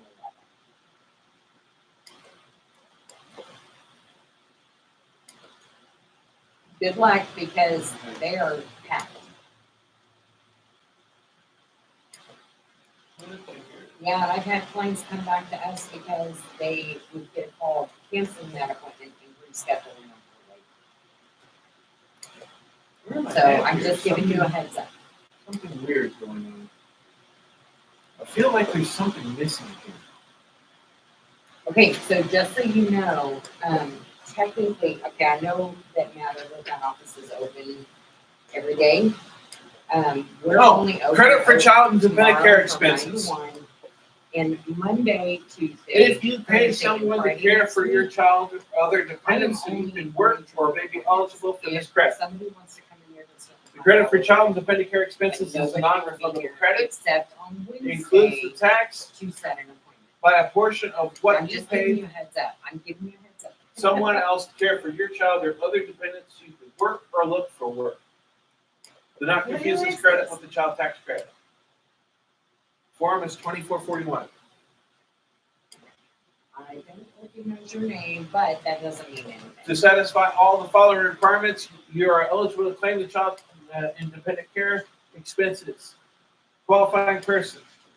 Okay, Qualified, okay, so hold on, this is- hold on. I probably will the recognize care is you for because one or more qualified persons. A qualified person for a child Um, and dependent care credit let me is think what a it child who is under the age of 13 when the care was provided and whom you can claim as a dependent, or your spouse who is physically or mentally incapable of self-care and lived with you for more than half the year, or an individual who is physically or mentally incapable of self-care and lived with you for more than half the year and you You claim wanna come tomorrow? as a at one? dependent, or who you could have claimed as a dependent except that they made too much money, Okay. they filed a what joint is return, the or last- you or your spouse may find it jointly to be claimed as a dependent to somebody else's tax. What's the last word of your social? Dependent is a person other than I'm you sorry, or your say that spouse again. that can be claimed on your tax return. To be dependent, the person must be a qualifying child or a qualifying relative. It just have to be claimed on your tax return as a dependent. So going back to your one, your special needs situation, they actually are exempt. Okay, but that was Age your doesn't question. apply, Okay, is what we're saying here. okay, now what was your question? Claire and Tom, her husband Tom, live together for the entire year. Claire pays someone to care for Tom so she can work. I know Tom exactly is what to do. physically unable to care for I know himself. exactly what to do. Tom is a So, qualifying person for the child, or for What we, the child what we'll dependent do care credit. is, okay. Even first of though all, how are you he's not a trying to get dependent. this holiday loan He's involved? the spouse. But here's the one thing, and we're gonna harp on this one a little bit. The whole idea about Okay, this so we credit can put it on that. is Linda, for I'm somebody gonna take over with go to work. Can we do the deposit? What do you mean a deposit? So in this case, Claire Okay, needs somebody to watch Tom so she can go to work. okay, so. I can't send my kid off to daycare so I can go back home and watch The Price is Right in peace. Okay, so we'll go ahead. and That's update not a it good now. enough reason. I don't qualify for the credit. The holiday loan is not- Blair pays someone to care for her son, Eddie, while he works. Eddie turned 13 on August 10th. While under 13, Eddie was a qualified person. After he turned 13, he is not. Blair can use the expenses she paid through August 9th, though, to figure her credit. And, that's how they basically say. If, Maria, not mentally able to care for herself. She lived with her brother for more than half a year. She paid someone to care for her while he works. He supports Maria can claim her as a dependent. Maria is a qualified person. Her brother can claim the credit using the expenses you pay.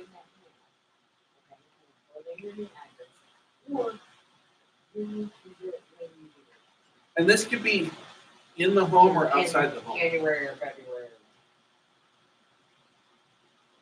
So let's not overlook that. I mean, so.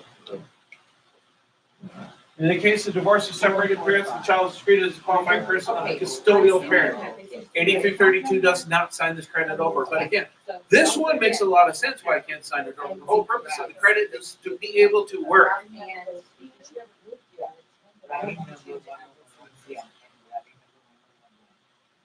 Because we're gonna need.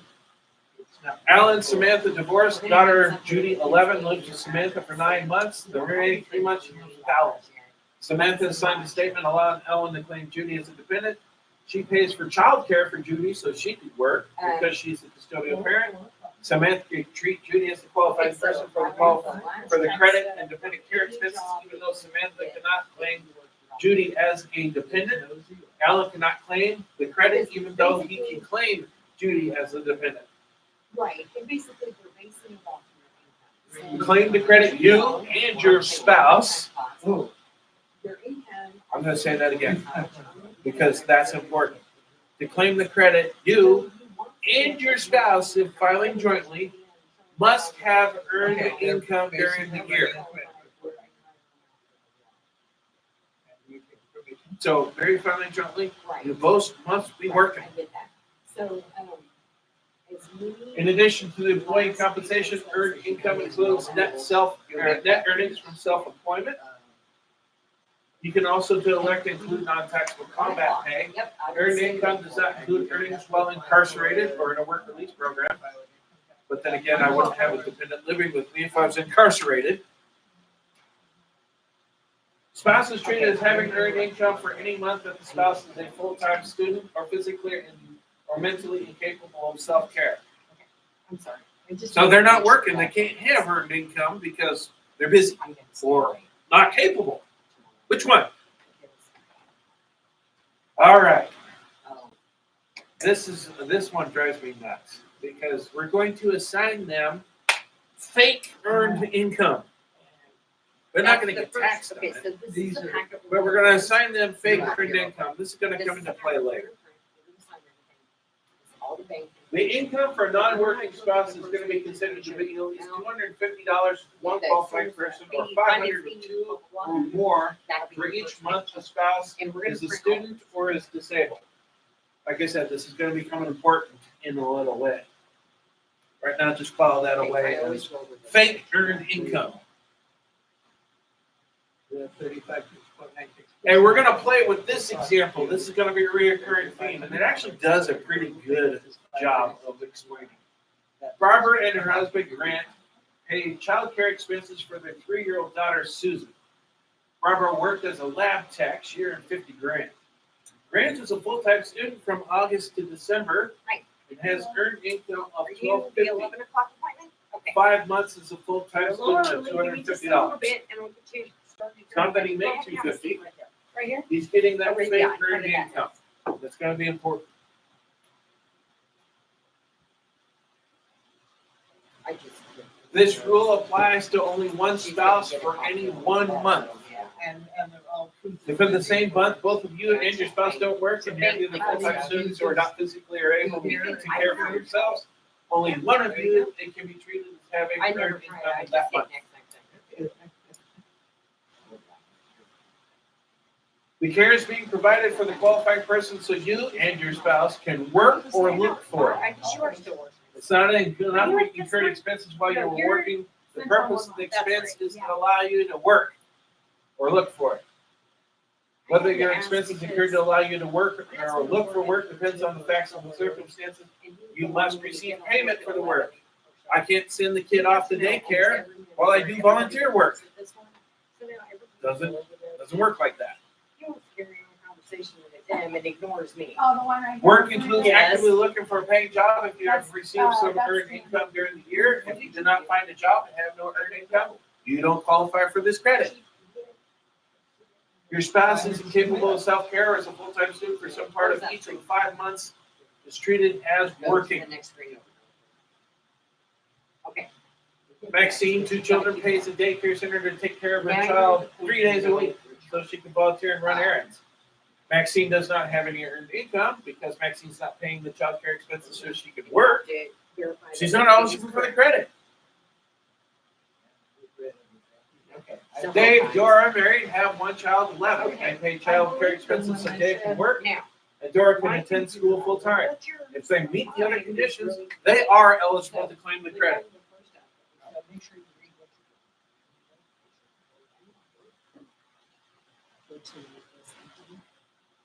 Work-related expenses cannot be paid for certain parties. The care provider cannot be your spouse, parents of your qualifying person, your child under the age of 19, or a dependent claimed on your tax return. So let's talk about this one a little bit. The care provider cannot be your spouse. I can't pay my spouse to watch our kid and then write it off. The parent of your qualifying person, so say I got divorced and then I paid my wife to watch my kid or our kid, can't do that. Don't do the search for file. Not on my. Your child under the age of 19. That's an important one right there. Your child under the age of 19. So there is an age limit here. So brother's watching sister. If she's under 19 and I'm paying, or okay, okay, you follow. I can't write it off. But as soon as they turn, one of them turns 19 or older, That's I can actually pay for them to watch their younger sibling Okay, so next. and write it Then off. you have the option. As long as they're not a dependent on my tax return. You can count work-related payments to relatives who are not your dependents, even if they live in your home. So technically, using Linda as an example again, if she got paid to watch her grandson, Joe could write it off. But here's a trick that we haven't got to yet. When I'm filling out this form, I have to think on who's receiving my payments.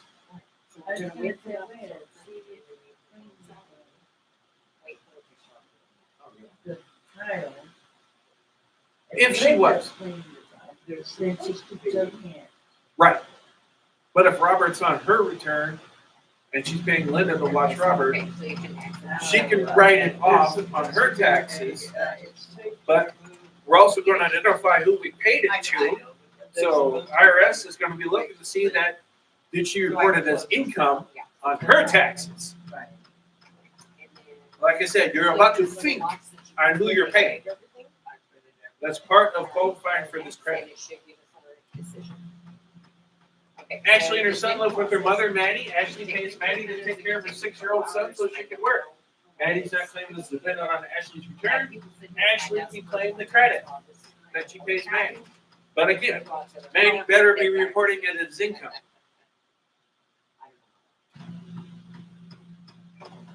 If you're married, you must file a joint return. Or another way of saying that, not eligible for married filing separately.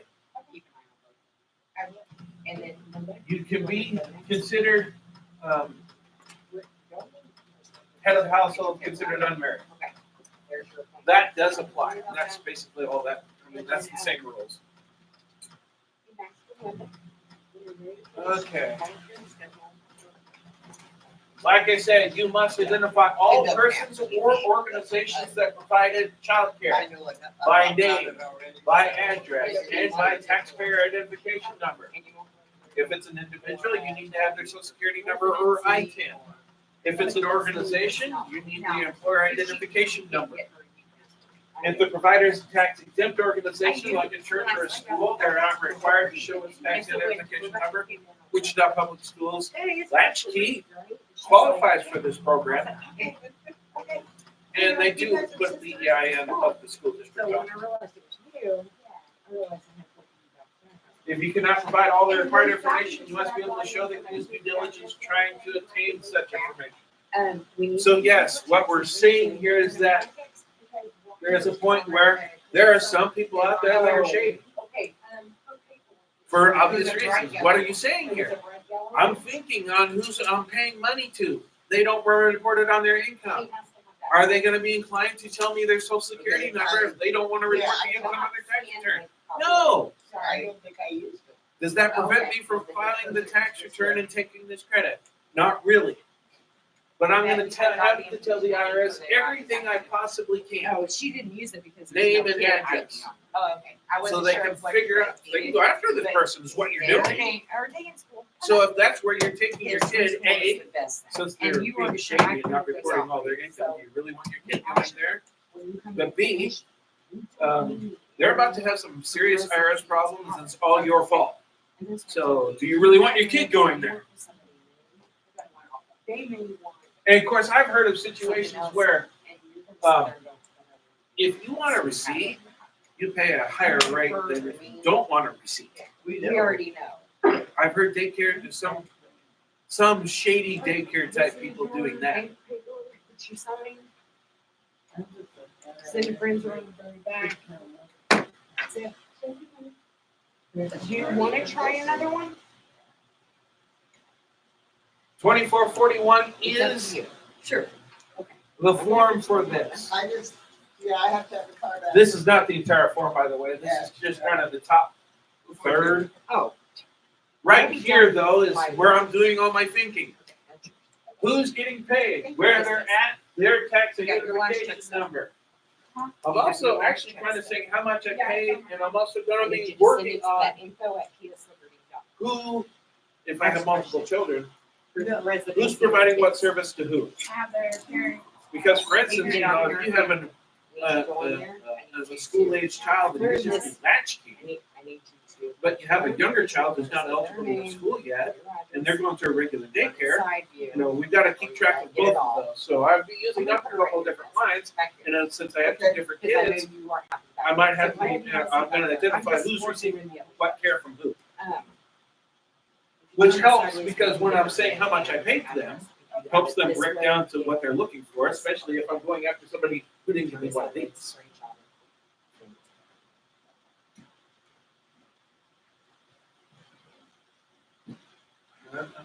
All right, so if you participate in the Dependent Care Benefit Program, I'm not really worried about that aspect of it. So basically, to sum this one down, boss pays me so I can buy some daycare. I don't have to include it up to income up to $3,000 for one kid or $6,000 for more than one kid. I can exclude that payment to me from income, providing that I'm using that payment to pay for care.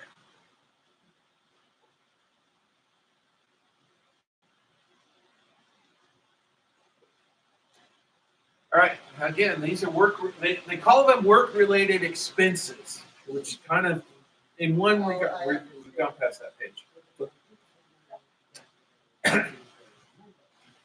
Work-related expenses must be for the care of the qualifying person while you work. Expenses are for the care of the qualifying person only if the main purpose is for that person's well-being and protection. Expenses are generally do not include costs for food, clothing, entertainment, or education. It's not that I really need an itemized list though, because I mean, some places, you know, the fee for daycare included those little meals in there. So it was all a package. I'm not really looking to break that down. I'm not really required to break that down, but it's in there.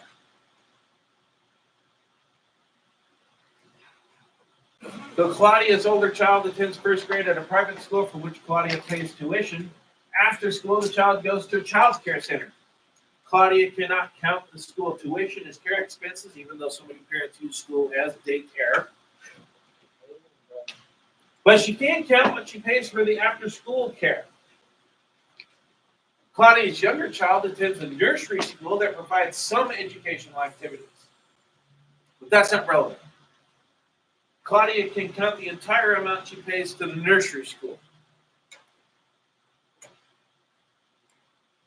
Are we seeing kind of the difference that's going on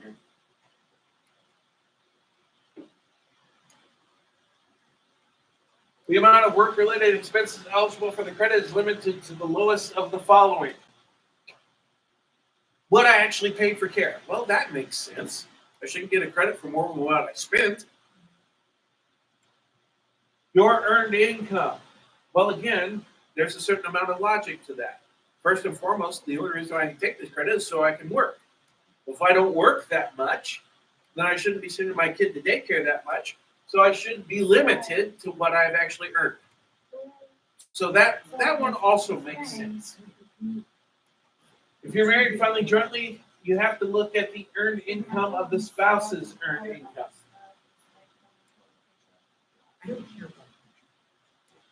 And you take the lowest.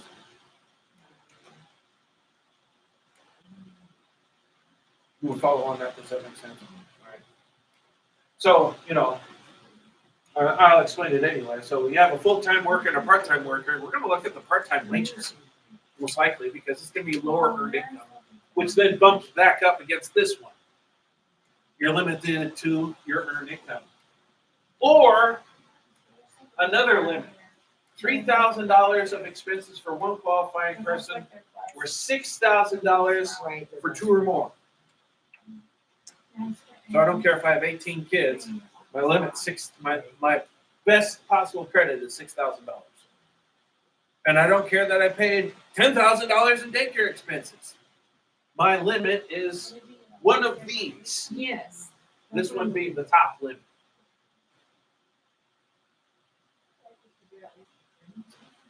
I kind of agree with you on that one because 3 kids is something someplace else. Earned income credit. it's not consistent. So I'm with you on that one. So remember Barbara and Grant? Well, we're back at them again. They paid $4,500 for their 3-year-old daughter, Susan, to go to daycare. So Barbara could work. Grant didn't work. He's a full-time student, though. He's got that fake earned income. Now you see where this is starting to come in. Grant's earned income is going to be considered $1,250. The dollar limit for Barbara and Grant's child care expenses is $3,000. So that's limit number one. They paid this, but they only have one kid, so the cap is this.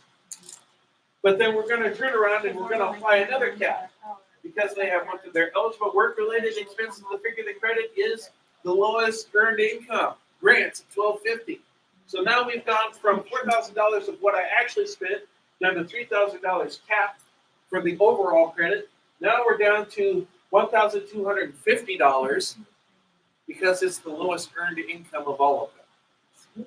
So now, of what they spent, this is the only amount of money that can actually use to figure the credit. And what we haven't got to yet is actually how to figure the credit because it's only going to go down from here. Because you don't get all of what you spent, you get a percentage of it. Hardly worth the effort.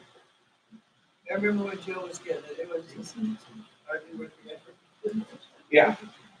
And there's a statement for that. And remember, and here's another little fun thing, just as a side note, because COVID did all sorts of fun things.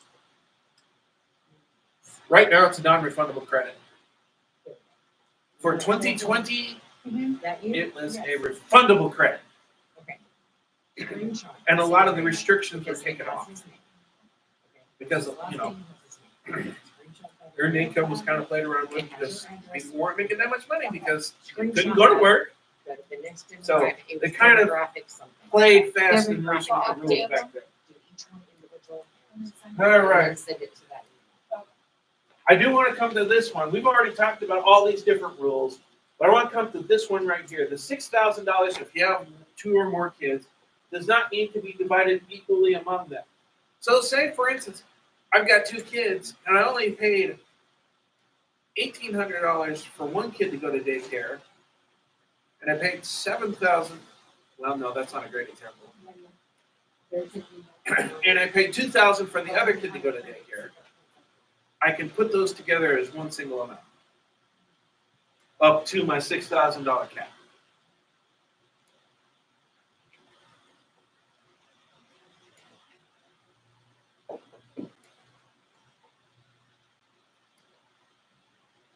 All right, Shane has 2 qualifying persons for the credit. He paid $2,000 for after-school care for his son, $4,700 for after-school care for his daughter.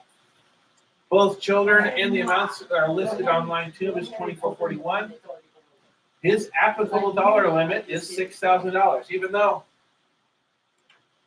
he's below the limit for the one. Like I said, we could put the 2 together and go all the way up to the maximum. I said Linda's laser jet, Yes, you did. Okay, so it is connected. and then I said the front laser jet. So that way she should be able to keep track of. Awesome. Now, a qualifying person could have no expenses and a second expense exceeding $3,000. So on the form, I'd list 0 for one and the actual amount for the other, and I still have a $3,000 limit, or I mean, a $6,000 limit.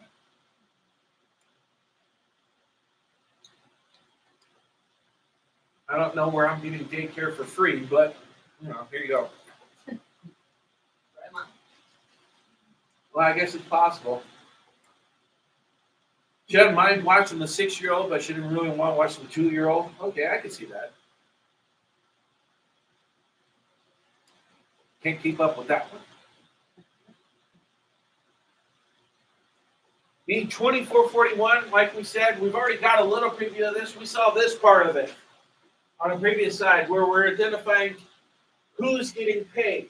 Down here, we're saying who got paid how much for what kid. And then down here's where all the math is happening, where we're putting in the total of what we spent, the total earned income for one, the total earned income for the other spouse if married filing jointly, coming up with our percentage. This is based on on your adjusted gross income. So you take your expenses, then come down here to your adjusted gross income chart to figure out what your percentage of these expenses are, and then you actually figure your credit.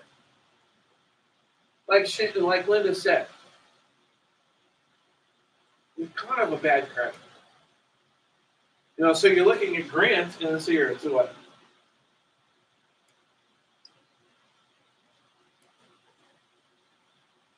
Hard to read this one. Okay, so she made $50,000. It looks like that's the top cap here, but their adjusted gross income is $50,000, and so I think that's that number right there. But we are limited to grant at that $1,250. So we have to take our $1,250 times that percent, which looks like it might be 20.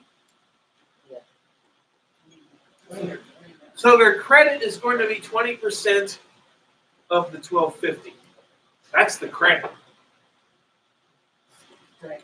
She's trying to. There's a magnifying glass over there. But you can see how this credit is. It exists. Yeah, it's 20%. It looks like 20%. Especially when the one above it looked like it said like 21. So Needless to say, they pay a lot more money than they get. 20% of $1,250, so roughly $240 of credit, non-refundable. Yeah, non-refundable. That makes it even worse. They don't get it as cash back. So Oh, never mind. I mean, yeah, credit's a credit, but You'll find some people that the cost of reform is more than the credit. I Right, boss? I couldn't find the address. So, kind of been here before. Thank you. You just made him feel better. So Shannon, please. Hell Apparently no. I'm boring as hell. Hell to the no. All right, let's see here. We've already talked about all this, so I'm not going to worry about that. We still have one more chapter I want to do. We're going to talk about limits. No, but I'm talking about the end when we have to upload. Yeah. You should be able to upload from the. Yeah, but I'm saying it's just not there. He's still gonna have to go back and set it up for IT. Oh. So I didn't think about doing that with you. I think I've really covered. Oh, wow. And- Okay, I'll talk about the adoption credit real quick. I'm not going to go into a lot of details. I'll just expose it to you. You can get a non-refundable credit of up to $15,950 Yeah. of qualifying expenses that you pay to adopt a child, an eligible child. The credit may be allowed for the adoption of a child with special needs, even though there are no qualified expenses. So thank you for taking over a special needs kid. Here's a credit, non-refundable. To qualify for the credit, your expenses must be reasonable and necessary for the adoption, such as attorney fees, court costs, travel expenses, including meals and lodging while away from home, and other expenses directly related to the legal adoption of an eligible child. An eligible child is any child under the age of 18 at the time of adoption, or one who's physically or mentally capable of taking care of themselves regardless of age. Adoption credit is not available for adopting the children of your spouse. So if I was to try to adopt my stepsons, which if they're both aged out, but I wouldn't be eligible for the credit. But grandpa could qualify for adopting, trying to adopt a grandchild. 726. Let's go back to this real quick. I do want to point out that, okay, we're talking about reasonable and necessary expenses. Yes. I can adopt a foreign child, I'm one of those people that does not. and I could be putting in travel expenses, meals and lodging to go to Romania to adopt that child. Those are reasonable and they're necessary. What's not reasonable or what's not going to be considered reasonable is the bribe I paid.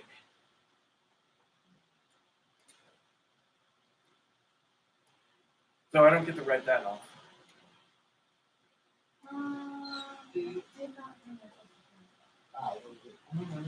As long as they're consistent. Yeah, they should be. I've been. Yeah, I'm not done talking about this. I'm just looking for the. No Berry Farming separately for this credit.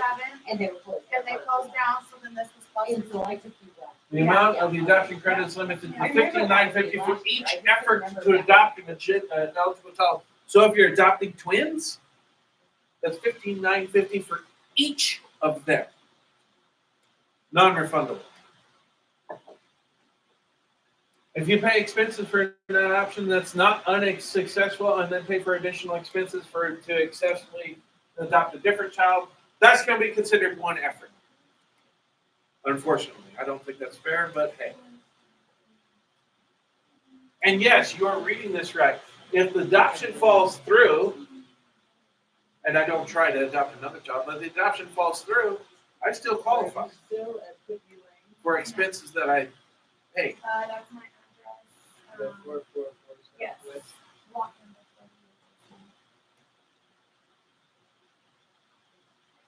If claiming the credit for expenses paid in 23 and you've taken the credit in a previous year for the same adoption effort, the $15,950 must be reduced by the amount of previous qualifying expenses.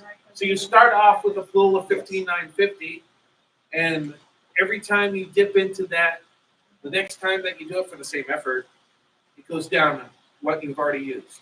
So it's one pool that you start siphoning it off of throughout the years, because adoption is messy, until I used it all up or I'm paid all my expenses, whichever comes first.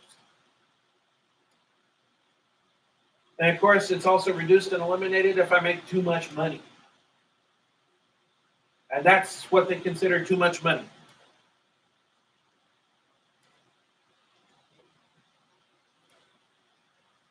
That's your 8839 is your form. This can be a social security number, individual tax identification number, or an adoption tax identification number. But you have to have one of these for the person that you're trying to adopt. I wish. That'd be nice, right? I don't know.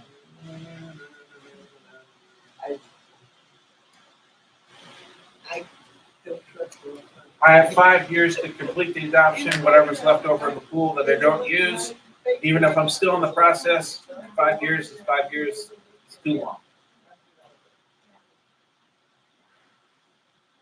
When you take the credit actually depends on whether or not you're trying to adopt a child that's in the United States or trying to adopt a child that's foreign. So this is basically why I'm still working on this credit for you guys, because I want to get to this one. So if I'm adopting a child and I pay expenses in any year before adoption becomes final, I can take the credit for those expenses in the year I paid them. Which, that makes sense. The adoption becomes final, I could still write them off that year. Any year, if I have any other adoption-related expenses after the adoption becomes final, I can still take them off in the year of that payment. If you're trying to do a foreign adoption, basically, you have to wait until you're done. Although if I do have some expenses after the adoption becomes final, I can write them off in that year. But that's what's important up here. For adopting the foreign child, I've got to wait until I'm done before I can start taking the credit. Or so if I'm adopting a domestic child, I can take off the expenses for the year that I accrued. All right, so another good opportunity for a 5-minute break.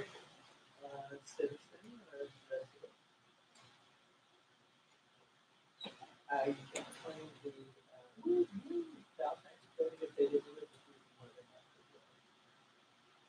And there are rules of your Yeah. For my cousin's back last week, he was from, but they were very fast. Nice. So, They would never put on my taxes that nobody's allowed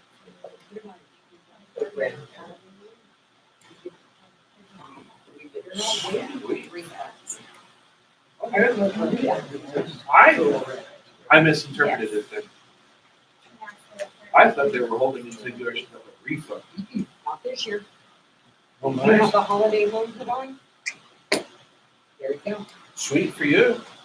Because I don't have to wait until January to start paying my Amazon Prime off.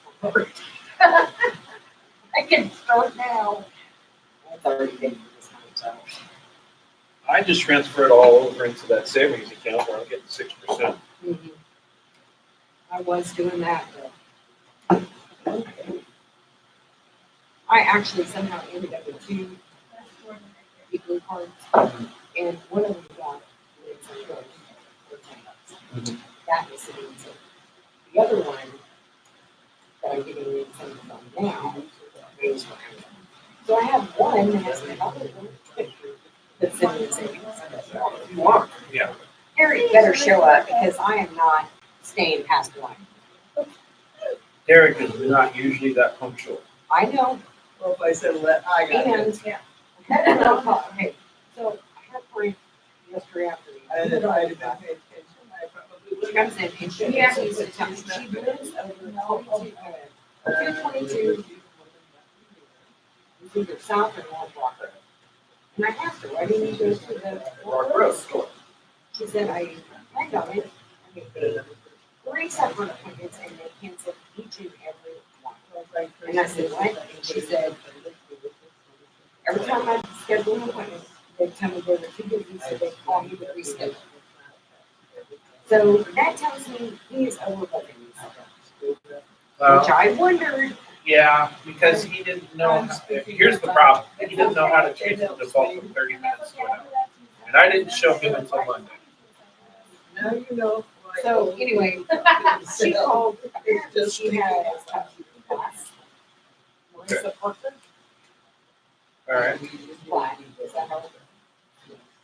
Yeah, I don't think it was this year, but Anyway, I told her Monday, and I said, well, okay, can you come at 1 o'clock on Friday? She said, yeah, I can do that. I said, okay, I will put you in at 1, so, I am not staying in. no, I will be here, but I am not, that's the last appointment, I will. Well, not no, schedule I'm not nothing trying to else. be a jackass about that, but you know, hey, it's my anniversary. I've got things to do. You're leaving at AFA tomorrow. Yeah, I've got to things to pick up. Technically, It's a big anniversary. no, what you don't understand, Amy, technically, these appointments for Monday, Tuesday, Thursday, and Friday, we're not even open. Right. Oh, I understand. I do. And next week, we're only open on Wednesday, Is this person But- slow to get here? but we've had a couple people, Derek lives in Kingman. and actually he's on the road, he said he's coming in town, so, Ah, anyway, technically next week, because the only day we're open is Wednesday. Right. Okay, but I live right at 31st and McLean. So it Right. takes me, and I've timed myself, a minute and a half to drive from my house to the office. Right. So I'm the closest person. And so I had a guy on Wednesday, he canceled his appointment, wanted to reschedule. I ended up saying, okay, I'll come in on Monday and I'll do it. Right. And I told him, I said, I will come in anytime between 9 and 1. Okay, can I schedule at 1? I said, no. Between 9 and 1, because 1 o'clock, I'm out of here. Right. Okay, I'll do noon. Okay, that's fine. Yeah. And then I had another girl that called, and her only day off was Tuesday. So she couldn't do Wednesday. So I made an exception for her, and I'm gonna come in at 10 on Tuesday and do her. But our plan is to not, unless absolutely necessary, schedule any appointments on Monday, Tuesday, Thursday, Friday next week. We're trying to get them on Wednesday. Because we're not here like we are this week.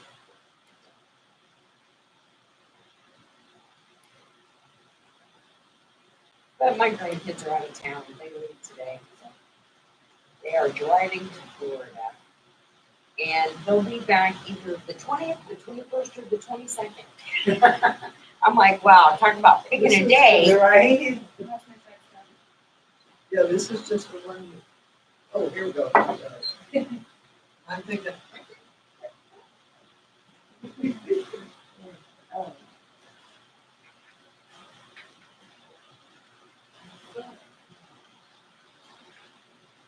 Brenda, you remember Brenda Amy? Yeah.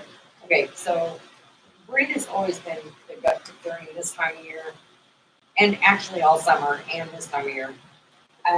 Brenda's always been the one, because he lives so far away, she's always been the one to come up to the office and spend time on off days that were not open. She was the one that always did that stuff. I never did. Right. So this year was my first year of coming in a little more during the summer and Right. during off season, because usually the off season ends in April. Unless Shane needs me for something, I don't come in Right. until next January. Okay, I would assume. Sometimes I don't even come to class. Right. But he knows I'll be here come January.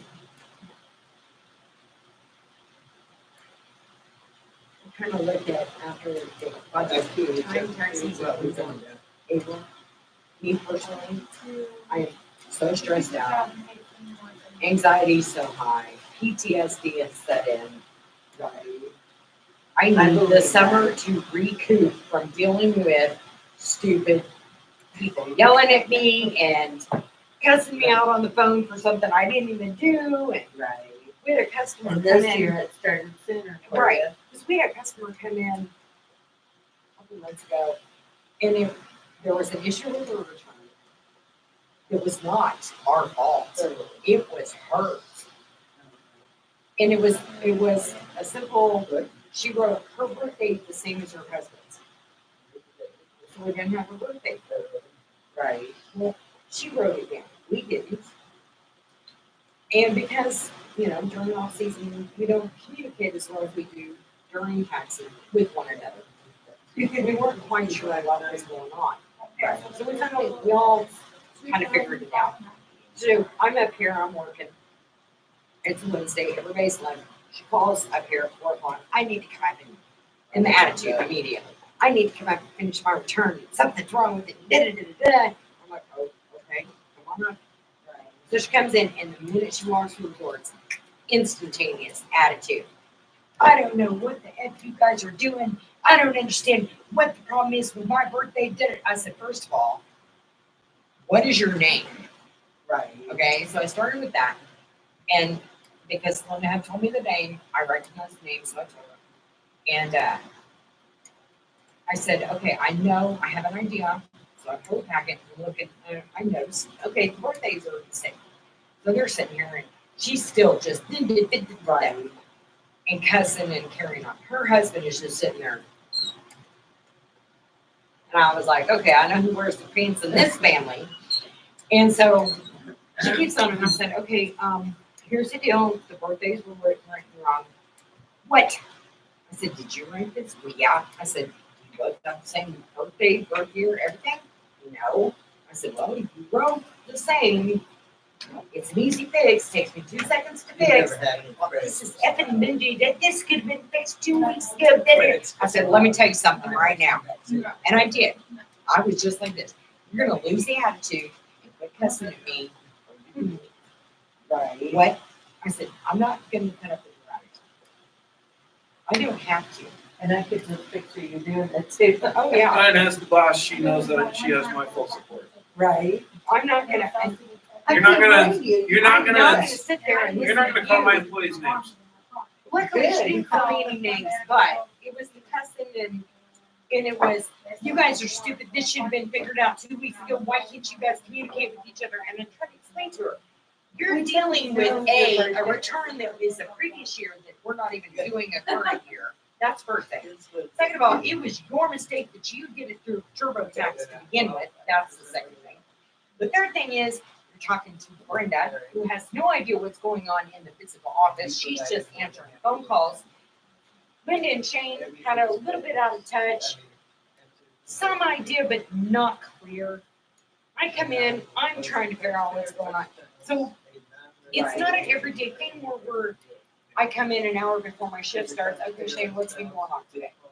Right. Is Well, there and then- anything I need to worry about? Yeah, and that's the whole thing is the biggest takeaway from that, it was off season. Right. So the communication is not quite there that we do during the actual tax season.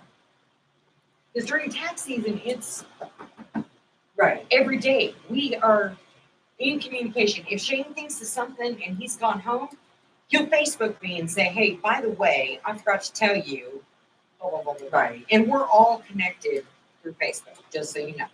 So if you're at home or you're here at the office and I happen to be gone, Shane's not here, whatever, you get stuck on something, you can Facebook us or call us and we will walk you through it or try and help you best we can. Or take it over at home Or take it over at home, for a or second. push comes to shove and the client's here and it's sitting at your desk and neither one of us are here and you call me because I'm closest, I will drive up here and help you.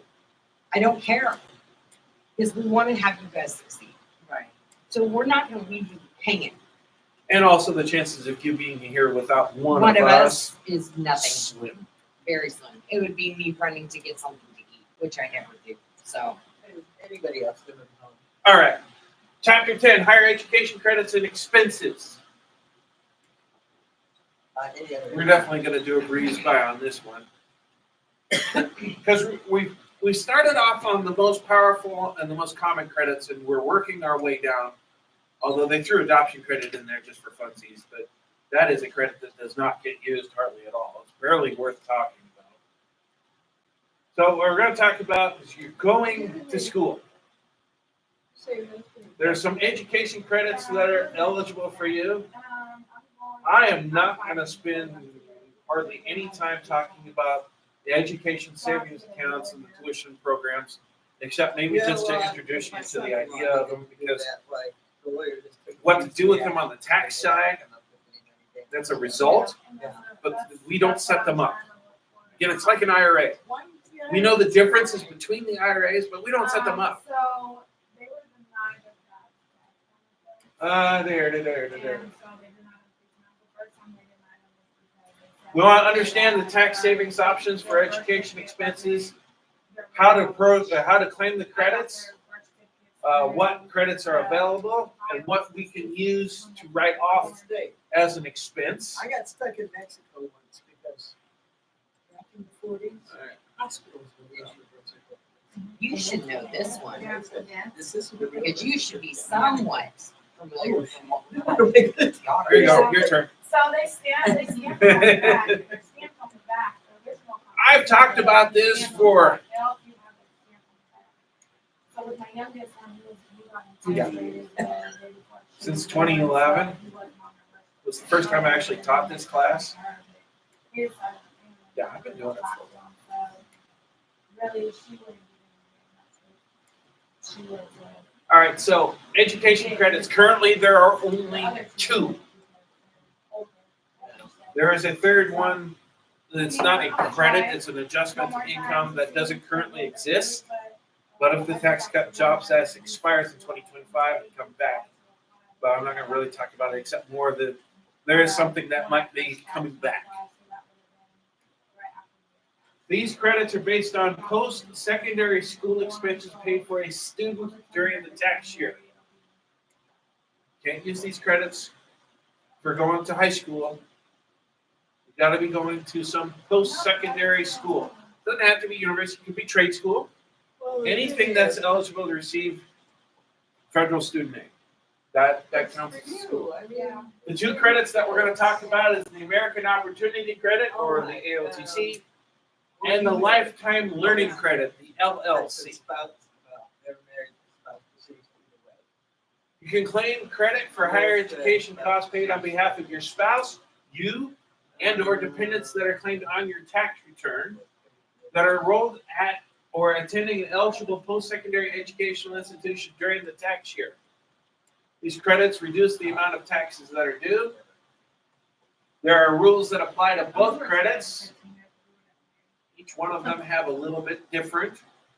Credits are based on qualified education expenses paid for the student during the tax year and for the academic periods beginning in the tax year and the first 3 months of the subsequent year. So if I pay in December for my spring semester, I can write it off on this year's taxes.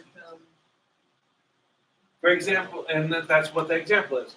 $1,500 paid in December in 23 for qualified tuition for the 24 semester. I can write off the $1,500 this year. But I will add to the asterisk on that one. Yeah, be careful about doing that, because if then you turn around and drop a class and get a refund, then I've gotten too much credit. I've got to fix it. Either by amending a return, or I can play with next year's numbers to compensate for it. No, okay, so. You must have a valid tax identification number. You can have a social security number or an ITIN to qualify for this credit. For the student, the credit must claim and also must have one of these numbers.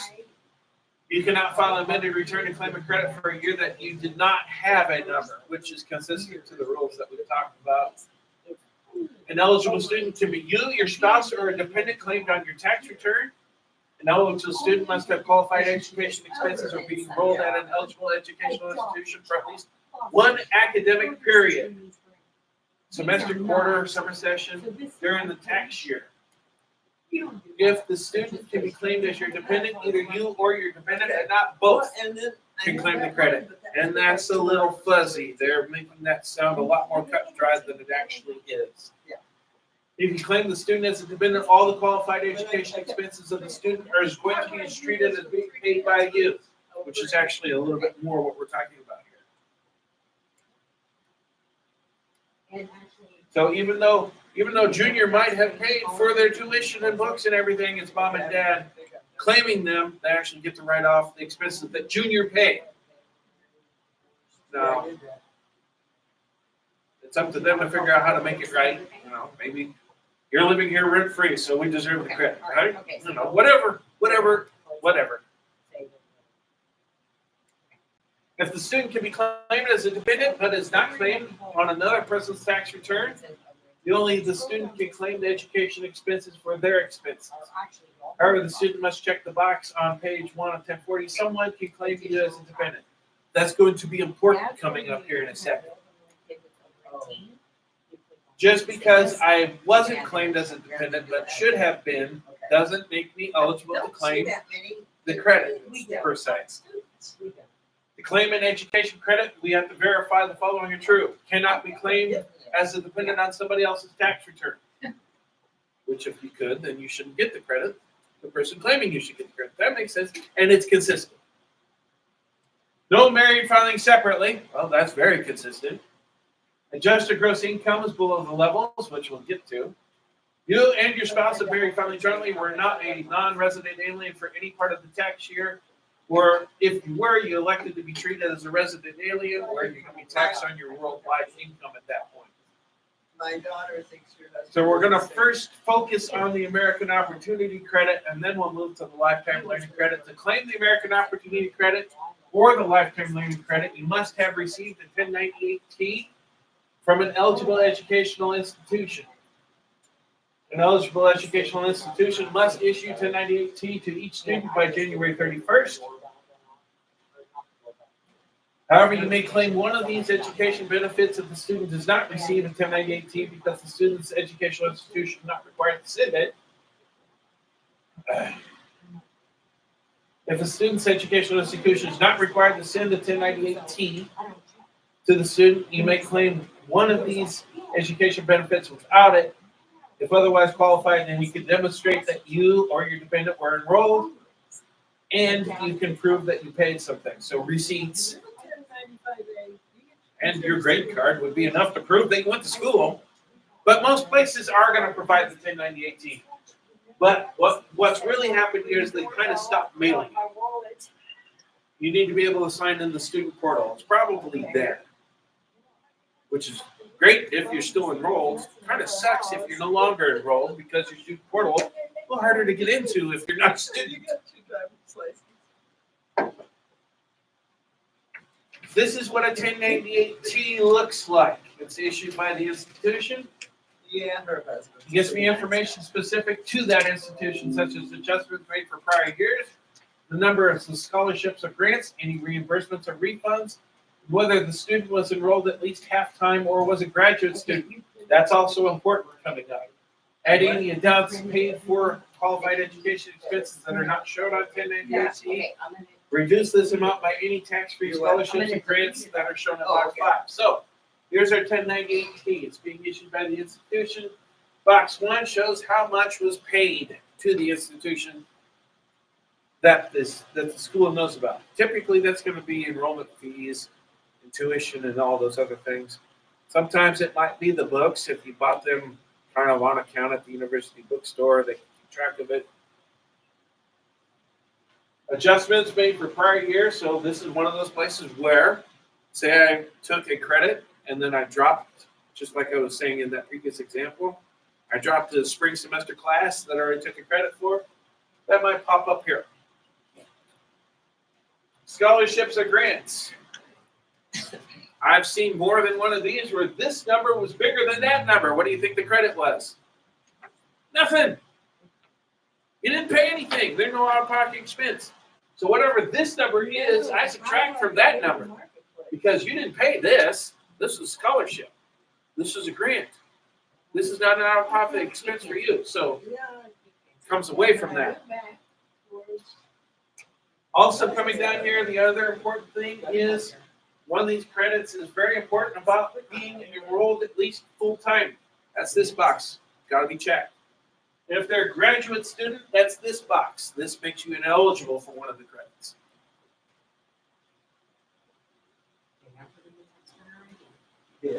So Lucy's claiming Miranda as a dependent on a return. Miranda pays qualified education expenses out of her earnings from her job as an assistant manager.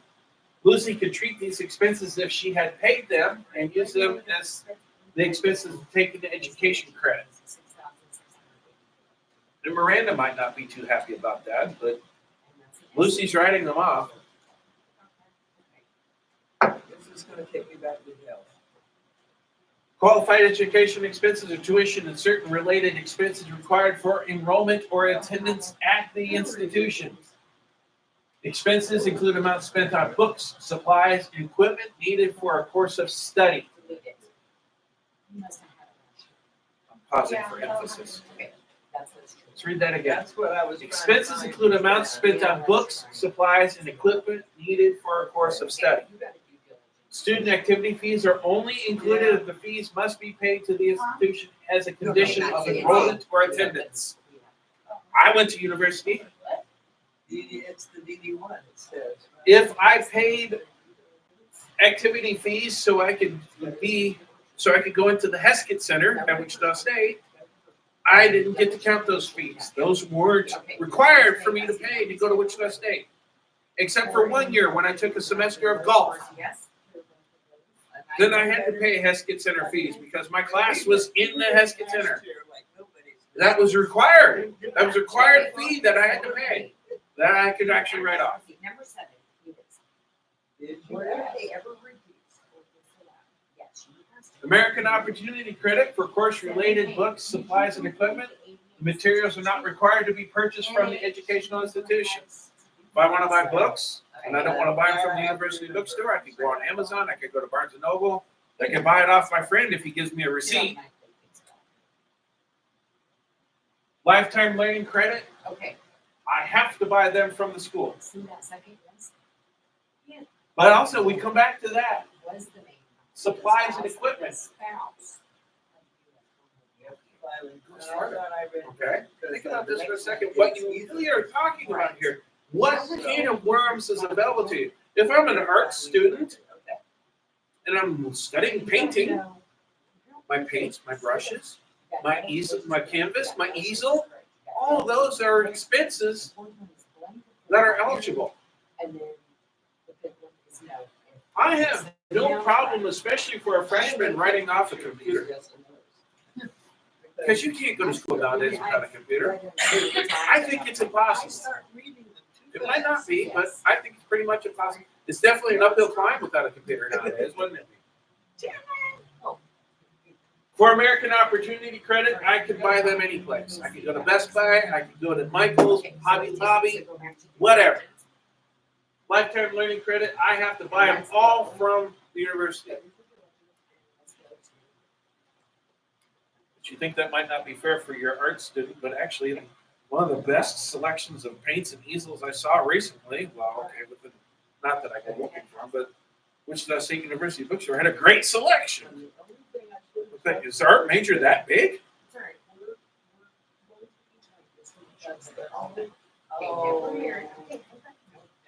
Non-qualified expenses include payments for room and board, fees for personal expenses, health fees, medical expenses, insurance, transportation, and other costs of personal living or family expenses. No, I live in the dorms. I can't write that off for a credit because I'm going to live someplace. I mean, that's the whole idea. I can't write off food because I got to eat. I'm going to eat no matter where, if I was in university or not. I'm going to live in a building, hopefully, whether I'm in university or not. I don't get to take those expenses. I mean, there's a certain logic if you think about it.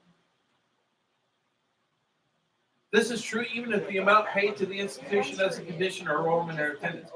There are some places, for instance, you must live in the dorms if you're a freshman.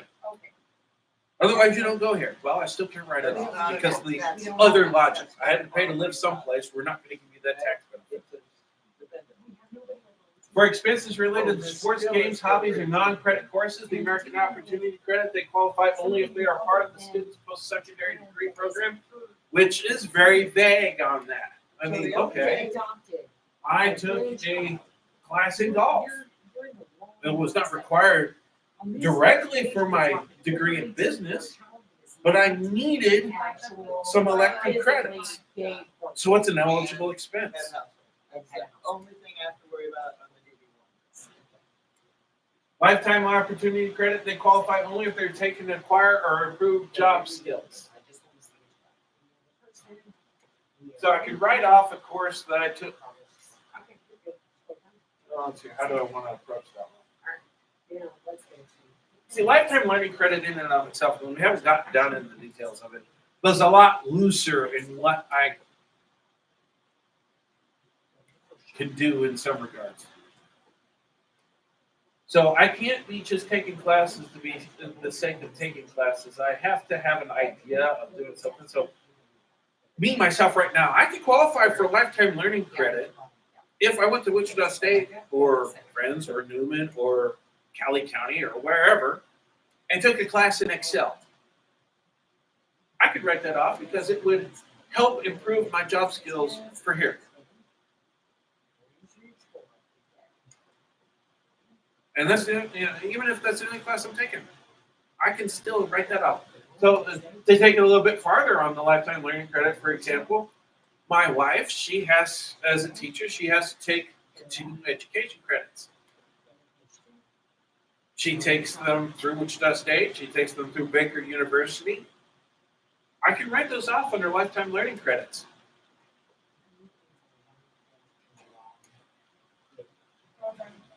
It'll make a little bit more sense when we talk about the credits a little bit more in depth coming up. Expenses paid by a dependent who you claim or by a third party for that dependent are going to be considered paid by you. Yes. Well, we've already talked about what happens if, the dependent is paying for their own expenses to go to school, but mom and dad are claiming them. But this goes even farther. Grandma paid for them. So grandma paid for Junior to go to school, and mom and dad are going to claim the expenses as a tax credit on their tax return. See how that goes?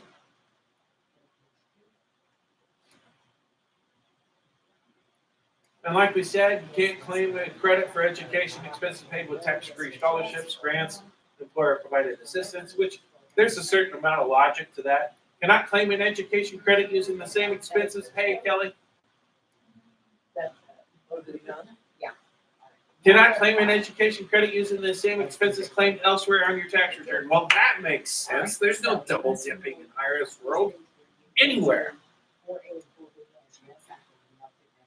I do. Eligible educational institution is accredited college, university, or vocational school eligible to participate in a student aid program as defined by the U.S. Department of Education. The school should be able to tell you, which most of them are. Basically, it's not very hard. From my understanding, all you basically have to have, more or less, is a physical campus someplace. Whether or not you actually go there is irrelevant. Yeah. I could sign up for Southern New Hampshire University here, take all my classes online, and qualify for the credit, and never step foot on the campus in New Hampshire.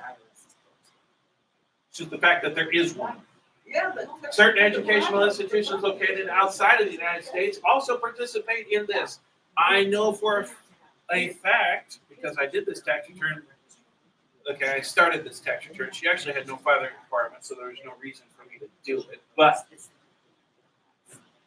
client's daughter goes to the American University in Athens. That's the one in Greece, not the one in Georgia. She qualifies. That's an eligible institution. They participate. They qualify. Well, the American University, that made sense. I will also have I told you about a client I had where his son was going to the University of Montreal. The one in Canada. They also qualified. They participate.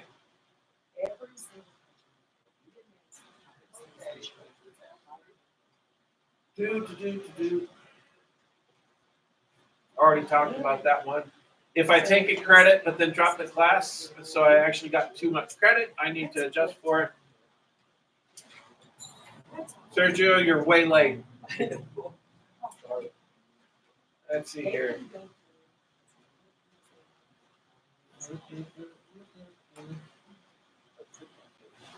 Also, I have to reduce any amount of my expenses by the amount of tax-free scholarships that I've received. Qualified expenses do not include payments for room and board, fees for personal expenses, Yeah. health fees, medical expenses, insurance, transportation, or other costs of personal living or family expenses.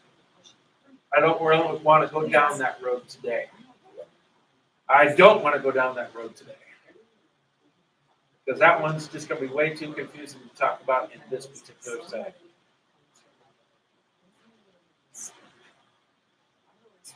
All right. American Opportunity Credit in and of itself.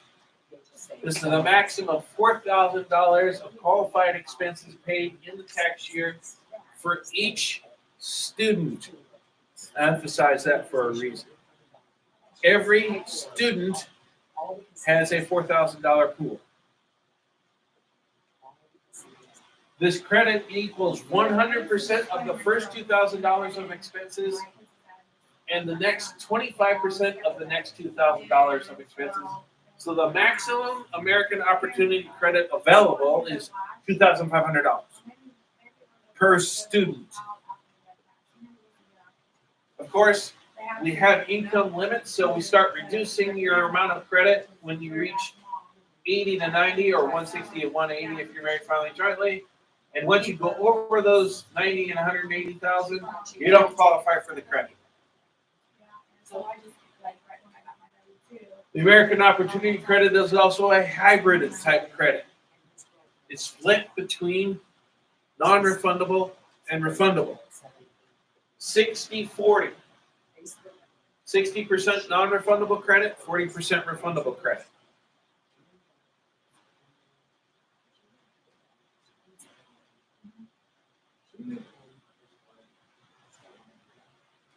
All right, so Frank and Ada have 3 dependent children, who are Bob, Jerry, and Martha, all in the first 4 years of their college. Modified adjusted gross income is 65, so we're not worried about them being too rich. They owe $4,284 in tax. They have no other credits. All 3 children are eligible students. Bob's qualified expenses are $800, so the opportunity credit for Bob is $800.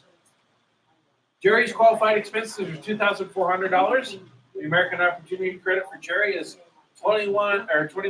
That's 100% of the first $2,000 and 25% of the next $2,000, which is only $400. So a quarter of $400 is $100. That's how you got the 21. Martha's qualified expenses are $6,000. So the American Opportunity Credit for Martha is $2,500 because she's maxed out. That's 100% of the first $2,000, 25% of the next $2,000. So we add them all together. The American Opportunity Credit they're going to claim is $5,400. Of that's broken down 60-40, non-refundable portion $3,240. The refundable portion $2,160.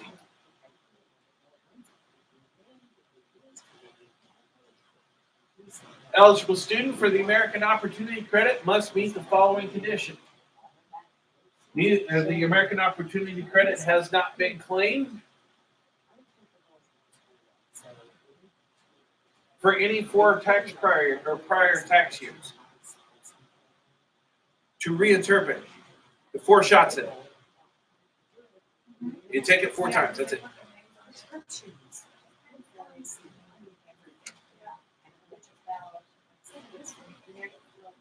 Uh-huh.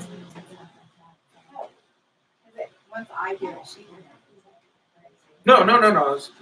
That's just her. So if you decided that you wanted to go to school full time, you get your own $4,000. Oh, yeah. Yeah. And now she's still going. She can't claim herself. No. Yeah, and she can't claim the American Opportunity Credit. She's not eligible. She is eligible for lifetime learning credit. Because lifetime learning credit kind of points out already. It's for life. No matter how long you need to use it. So. Also, to qualify for this credit, the student had not completed the first 4 years of post-secondary education as determined by the institution. I didn't receive my degree, basically.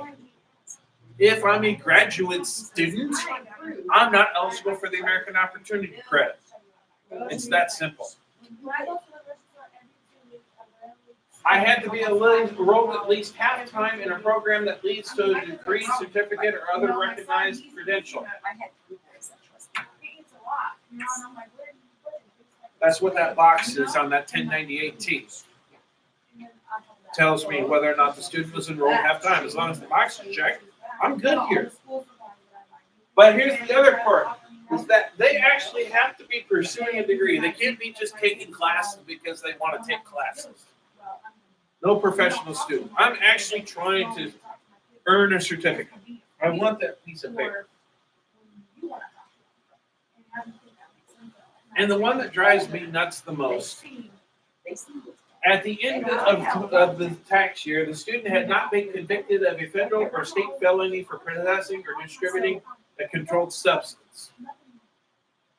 You're not eligible to claim this credit if you got busted for a felony count of holding some weed. But you're eligible to claim the credit if you're an axe murderer. Go figure. Oh, and the other point of this one, I love this one. This happened to me once at a tax desk. Convicted. The guy is sitting there with a 1098T. I asked the question, have you been convicted of a drug possession, felony drug possession? And the answer was, well, his court date was next week. He hasn't been convicted yet. He was just charged. He was still eligible.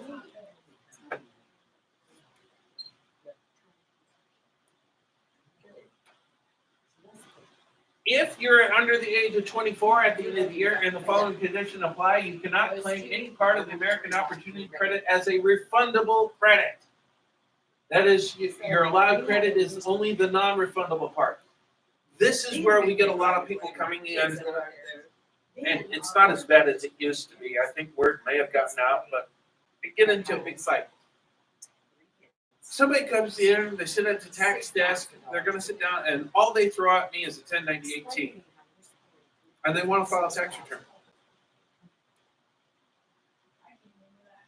They can actually qualify for the refundable section of the American Opportunity Credit. But how? You have no income. And you're 22. So you start getting into, well, I paid these expenses. Well, I understand that. I'm sorry for that. But you are dependent on somebody else. You can okay, I can put this into the computer, you're gonna get nothing because you're not 24. I've had that discussion. I've had that argument. So And I've had it the other way too, where I'm talking to the parents it's not. and then they brought in the kids where I'm talking to all of them. So the signature. Well, I want to, my friends have been claiming it. Well, your friends are doing it wrong. So you can. Your friends are being exposed to a potential audit from the I know, I'm IRS. gonna let you do it. But, just because other people are doing it doesn't mean it's the right thing to do, obviously. But I've been at the discussion, so I'm sitting down there, it's like, okay, if you can prove that you support yourself, then I can consider this more than anything else. Did you provide, again, qualifying child up to the age of 24? So what's the only thing that they could get out of on this?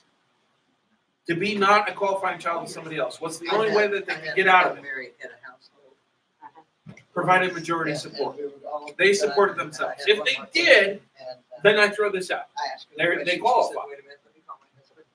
But if they didn't, and so I'm starting to, and Get that. You know, who no, paid for no, that we're cell not phone in your married. pocket? Who's paying for the service? That car you drove in here, who bought it? Who's paying for the insurance on that? Who bought the gasoline? So. Who's paying for the Cocoa Puffs at home? Are you living at home? Are you living at the dorm? Are you living in an apartment? Who's paying for that? All those questions in there. And again, the big one, and you brought it up the other day too, at 20, until 26. Who's paying for your health insurance? A lot of the times you're gonna come up, it's like, and by the time I got done, the guy who was in here, the student with the parents who was being pissed off at me, actually realized that he was wrong. That took 20 minutes. But, I finally got it all sorted out. Now, if you're under the age of 24, it doesn't automatically disqualify you if you can prove under some certain circumstances. Let's see here. You do not qualify for the refundable portion of the American Opportunity Credit if 1, A, B, or C, 2, and 3 apply. You're the under age 18 at the end of the year, age 18 at the end of the year, and your earned income was less than one half your total support. A full-time student under 18 or over under 24 at the end of the year, and your earned income was less than one half of your support. This is all the same rules for a qualifying child. At least one of your parents was alive during the year. Well, hey, if both of your parents are dead, you're not. I mean, that's one thing. You're probably supporting yourself at that point. Not filing joint return for the year, that goes back to the other one. A scholarship received by a full-time student is not considered support. I recognize. They're getting a Pell Grant, that doesn't count for their I support. know. supposed to be a class hall.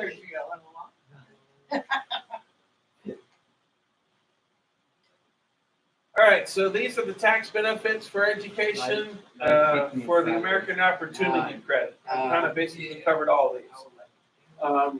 Let's see here. Can't make over that much amount of money. It's 60-40 refundable, non-refundable, or non-refundable for refundable. I can only take it 4 times. I can only be, I can't be a graduate student. I have to be pursuing some sort of degree or other certified credential. I have to be enrolled at least half-time. I can't be convicted of a drug possession. I have to have qualified expenses, but I can get them from anywhere. Bad news.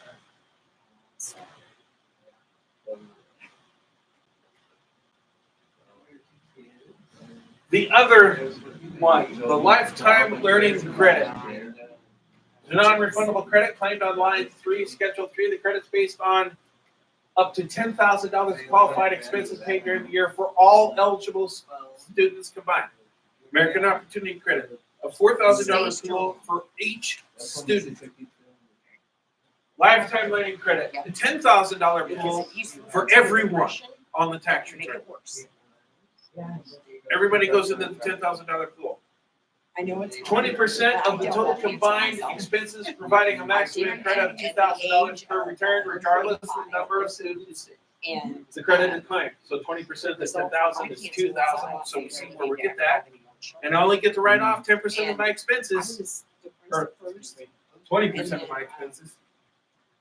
The amount of credit is reduced if your modified adjusted gross income is in the same numbers ranges that were on the American Opportunity Credit. And I had treatment every day for 30 days. Did everything I was supposed to do. And the nurses were like, I cannot believe I how don't think I beat you. Okay. It's gonna be blame her as a dependent on And your they're tax fixing return. to spread all over my Still head. put her down for a lifetime. And credit. the nurses were You like, can still need take to talk to someone. If about she's a other dependent on your considerations." I'm like, no, I'm not doing that, but, okay, what's my? I put in everything that was read. That's She my was birthday. here, She has she to be was enrolled right in there. full-time or- and under It hasn't 24. changed. She should be No, 24. no, here are your choices. Alright, so for, Here are the So, things. and her birthday's not, You'll get she's to it. already had it this year. Now, if you All right. get, say you So, got $500. From what I'm hearing is that yes, Then when you go as long as you provide a majority support, which I'm assuming you did. everybody would Yeah, say that was on your tax return as a dependent.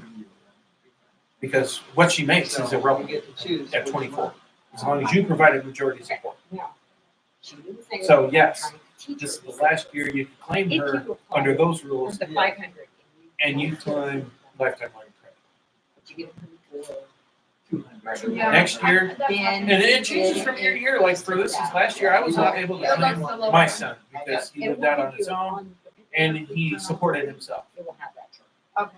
He fell in some hard times, he moved back in, he's lived with us the entire year, really, it only and goes to my hasn't made existing over the limit. I'm gonna get to claim Do him you this have year. it actually deeply card? So, I mean, it's always gonna be looking at how much money that they made relative to the limit, so what, 4,700, 4,900, somewhere in there. So, you know, always looking at it another year, another year, another year. Make sure you put existing. Don't have to be a qualifying child, it just has to be dependent on your return, whether it's qualified child or a qualifying relative. Still makes you eligible as long as they're, all you have to do is be a dependent on the return. You want me to read it to you? Now, if Belle has to file her own tax return, then she can claim her own lifetime learning credit. Okay, 5, 4, It's a 7, $2,000, or like you said, 20% of the expenses that she paid out of pocket, non-refundable. So 5, 4, 7, 5, 1, 9, 8, March, Uh-huh. Right, it's her own tax return, but she's still marking that she's being claimed as a dependent by you. Lifetime learning credit goes to you. And they have to say again. I don't know, I gotta figure out, maybe if I bring a little lamp or something in when I have. I mean, that's the whole reason why we offer this class. It's, wanting to work here is actually not a prerequisite. We offer this class to the public. If you just wanted to take it in general, take it. Yeah, but. It helps to work here and take the class. All right, so eligible student for lifetime learning credit meets the following conditions. Student was enrolled in one or more 5, courses 4, 7, 5. at an eligible educational institution. They don't have to take one course. They don't have to go half-time. They don't have to be full-time. 4, 8, They can take one class. 9, The student 7, is taking 0. courses for post-secondary education or to acquire improved job skills. Well, in your case, she's still trying to get her diploma. All right, she still qualifies. My wife, she's taking it because she's required to learn some new skills, you know, the newest thoughts in education, improve job skills. She qualifies, even though she has a master's degree. Not relevant. There's no limit on the number of years the lifetime learning credit can be claimed for each student. You can be a professional student, you take a class every year to learn something new, I got which it. is this one. And claim it. Okay, gotta read that statement. We're gonna run a credit check. Is that- All right, so on the overview of the lifetime learning credit, again, the limits on adjusted gross income are the same as the American Opportunity Credit. This one is totally non-refundable. This one is available for any year that you are taking school. So here's an example for you. You were talking about the 4 bullets. Okay, If you're my thinking name is Laura. ahead, I have that one in and you here. really should, the first year that your kid's going to university, because they're probably just enrolling for the fall semester, should I use the American Opportunity Credit that year? Should I waste one of my 4 bullets on a half a year? Or should I take the lifetime learning credit and save one of my bullets for an entire year? That's probably. I don't have to take them consecutively. I always. So say like the kids did sign up, like, you know, I'm No, going to but- take the semester off in the middle, you know. You got that senior, or that sophomore slump, I really need a break. Okay, well, that might be a year to take lifetime learning credit instead. So you can play around with it. You could save your American Opportunity credits for times you really would get the most bang for your buck. I try to get that word out Okay, there. now you're becoming. I do.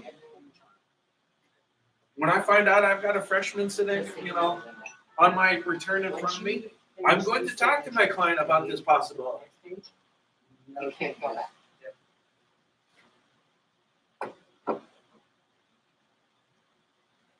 Let's see here. Type of program required, you just have to be trying to better yourself for work, basically.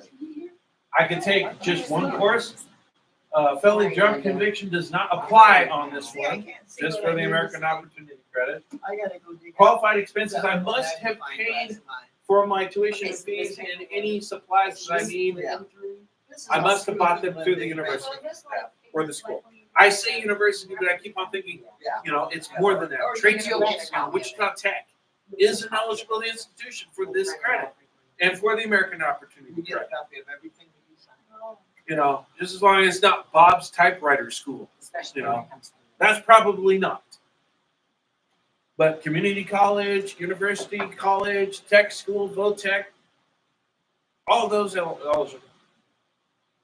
Got 6 pages to go through.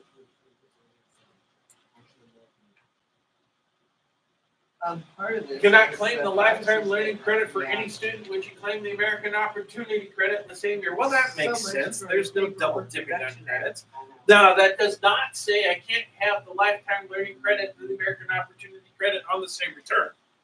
It just has to be for different people.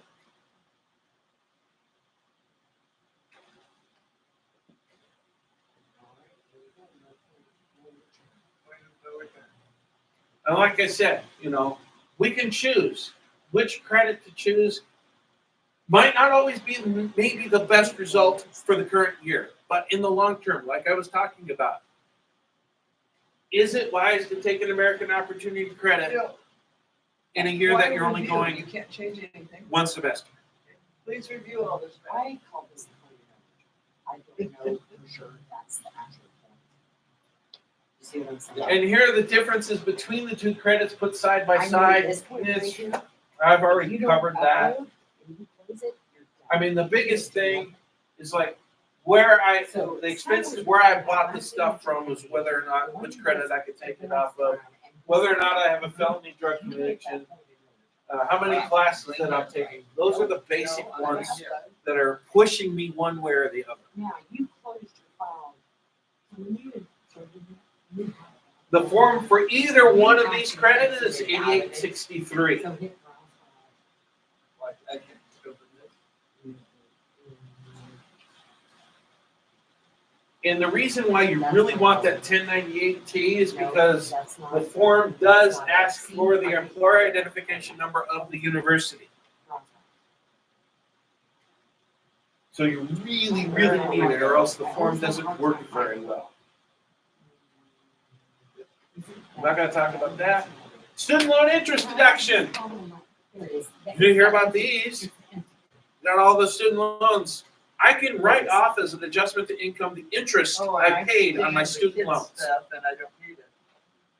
So here's one of the things that I hear about. It's like, okay, I didn't get my tax refund last year. It was recaptured. Why was it recaptured? I owed student loans. Yeah. Oh, really? verification of income, Um, right? Yes. Can you get a letter from the company saying that, well, they received a payment, they got it from the IRS.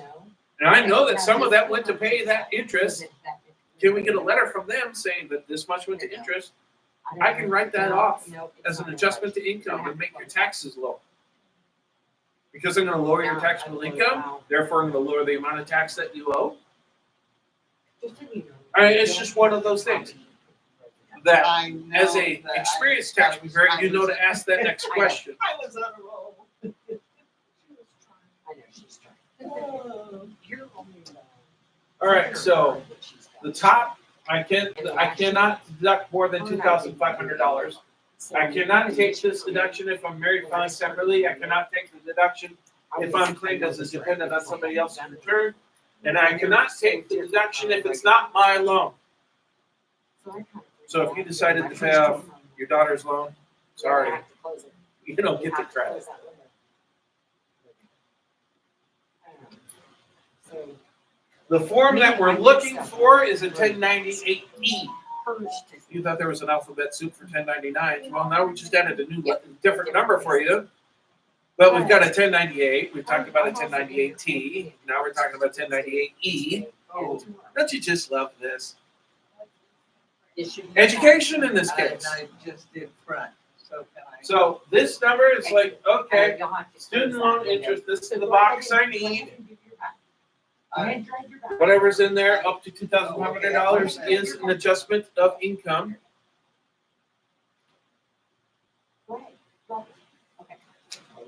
I'm not gonna get into the details on that. Now, one. see, you haven't uploaded it. So now you can void, you bought both of them back. Did they both say that? And of course, there is an income phase out for this adjustment to income. Now, 75,000 for the singles, 155 for the joints, completely done with at 90,000 for the singles and 185 for the joints. In addition, you cannot it's take gonna show this you both deduction on of both income screens if, because our scanner does or I have add to add back. So So, if The you foreign click on the income back, exclusion, the foreign housing exclusion, the foreign housing deduction, exclusion of income by bona fide residents of so I American just Samoa uploaded to both of them.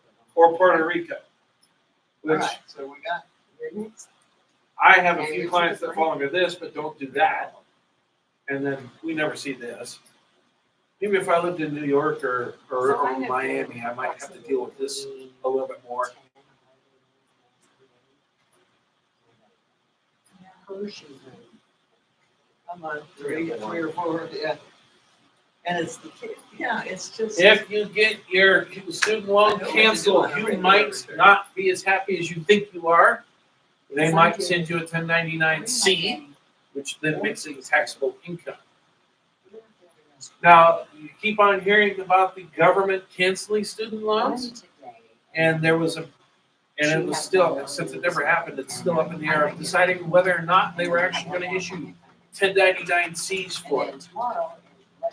They really never, since they never officially did it, they never landed on which way they wanted to go. Did they just want to write it off and then call it good?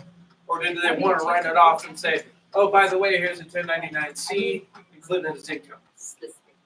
So now that there's going to be administration change, I look for that talk to die away. I really do. I could just sit and just get nice. I want to be sympathetic, but since I paid my own way through university and I worked hard at it, If you're nice. so I got out free and clear, I'm more than nice to work with. Right? I'm slightly unsympathetic. Slightly. I'm not totally Grinch to it, but you know, I'm sorry. I do apologize. I do apologize for that. I wouldn't be mad. Let's just put it like this. I wouldn't be mad, but it's like, well, I want mine. What type of credit should I get for it? I paid my way through. You know, I mean, I get it, you know, it's. You can tell me. That's kind of like, well, one, like the kids are different. Yes. So far, like, And yeah. and not only that, but like the. If you want to come in. I said that I'm all over that. Really high. Yeah. So you can have one, 10, And then if I, that's one hundred and five, I said, no, I don't have like more than. Yeah, no, I get that, but, you know, I worked 40 hours a week, and I took 15 hours of classes for 6 years, you know, because I was a double major. I ended up being a double major. I'm out of here. But, you know, I'm not meaning to sound Grinch, and, you know, if you get it, I'm not gonna be mad. If they put it in, hey, you know, yeah, lucky you. You know, but also, I'm like I said, I'm on the fence on that one. Yeah. It's her. Because things like, how, you know, And, we pay out of our taxes Mhm. for other people's social security and all that stuff. That's the same thing. It is, but if you're gonna, the argument that I would support, and I would support this, I do. If you're gonna do that, then let's make it Okay. a public service, like like the European countries do. Okay, university is free to to your residents. If you're a United States citizen, certain universities, at least state universities, I'm not talking about Ivy Leagues, but the state universities should be accessible to you, if not free, but at least at a significantly lower price as a taxpayer. I'm fine with that. I support that idea. Mhm.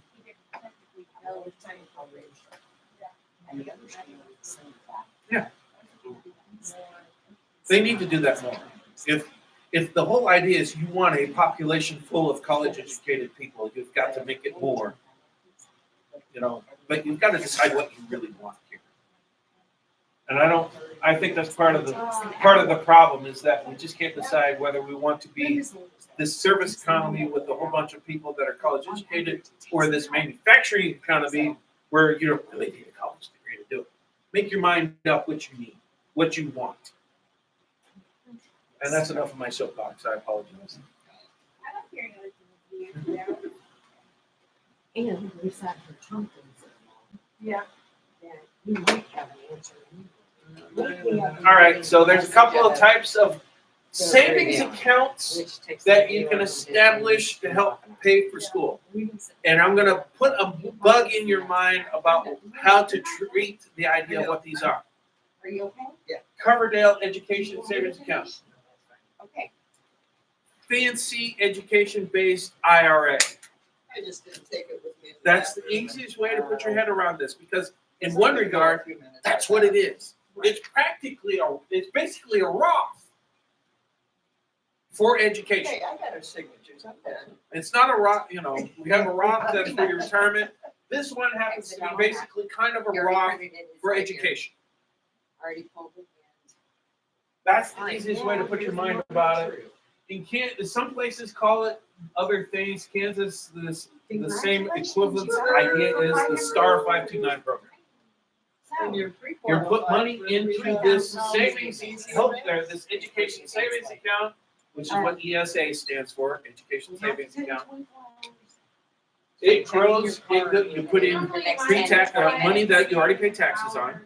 It grows tax-free, and you take it out tax-free as long as you're paying for education expenses. There said pending approval. And we sent her. And that's basically what it is. Right. So we're sitting in the chat. But And she. to be tax-free, you have to be taken out for education expenses.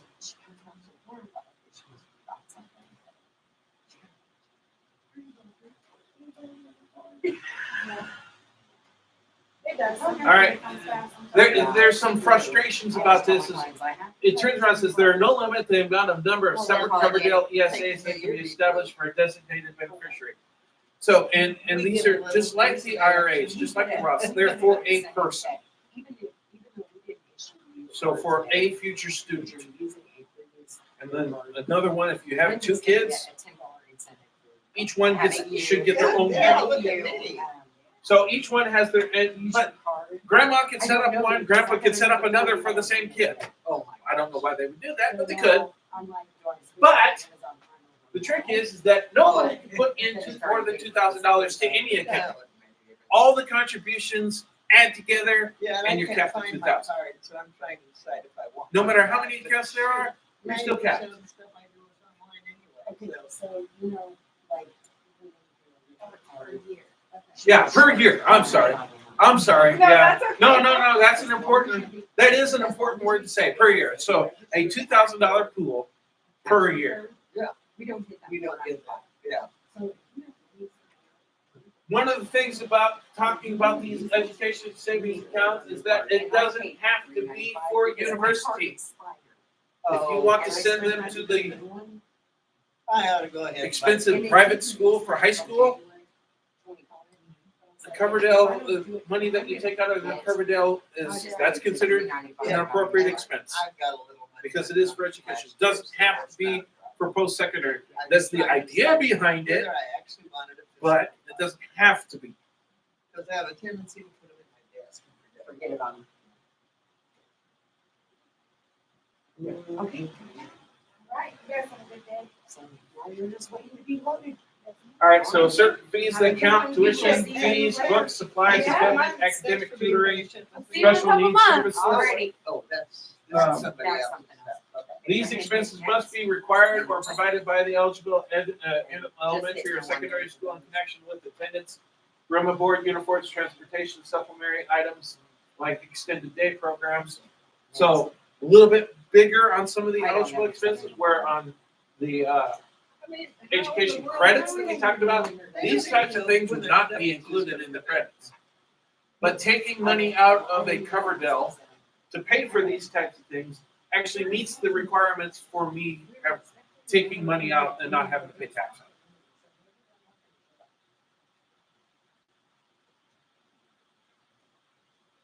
it. Anyone can contribute to a cover Dell if a person's adjusted gross income is less than $110,000 or 220 for joint returns. So rich Uncle Scrooge can't be putting money into Dewey's cover Dell. If you watch DuckTales enough, it makes sense to you. Sorry. You have an idea who Uncle Scrooge is, though, don't you? Yeah. Then that's all you need to know. He made too much money. Right. Contributions must be made in cash. Contributions cannot be made after the beneficiary reaches the age of 18 unless there's special needs. And must be made by the due date of the tax return, not including extensions.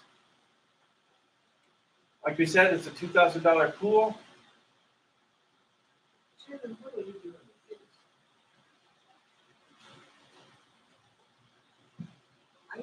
If you over contribute, so you put in, you go over the $2,000 limit, here's our 6% excise tax again.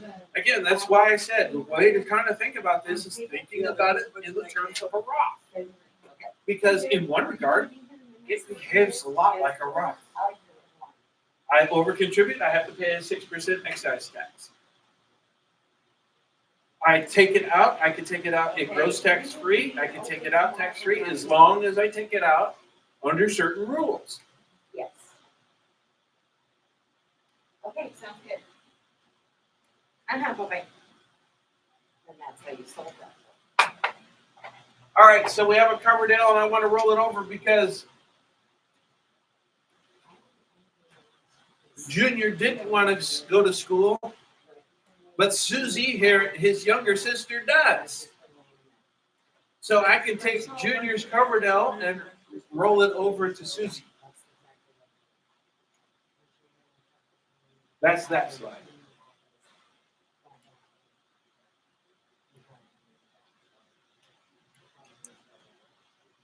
I can say I can help.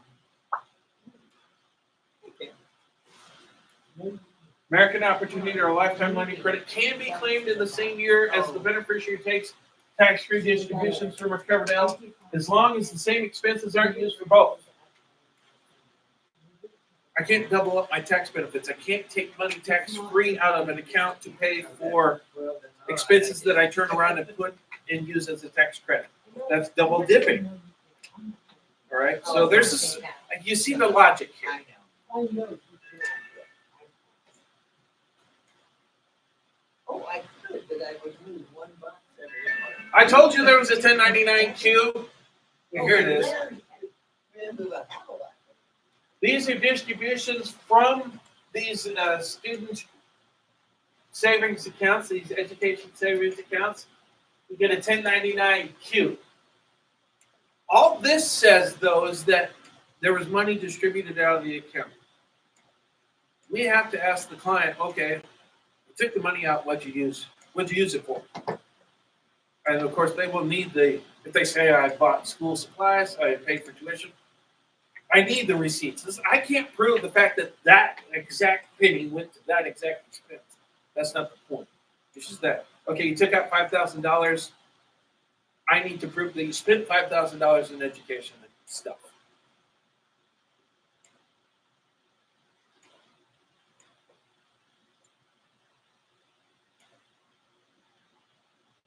Like I said, the qualified tuition programs for the 529s are just like the cover doll. They behave the same.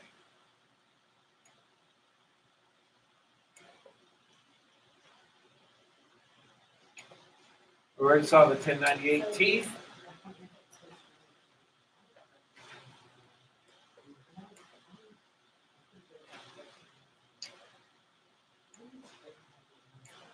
All right, so let's get off to the questions. Yeah. Yeah, oh, yeah.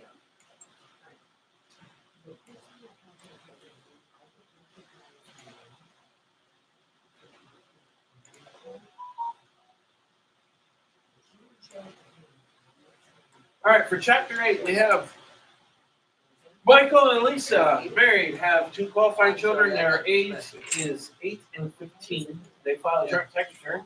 Michael has earned wages of 22. Lisa has earned wages of 4,000. Additionally, Lisa received unemployment of $2,500. They have no other income. What's the earned income in this case for the earned income credit? I gotta figure Well, out that's simple those math in children this case. Yeah, and I think I just read them too fast. 22 plus 4, because all it's asking for is earned income. That's what the You know question that is it actually is, asking yes, for. no, What's the earned income? What's their adjusted gross income? Oh, yeah.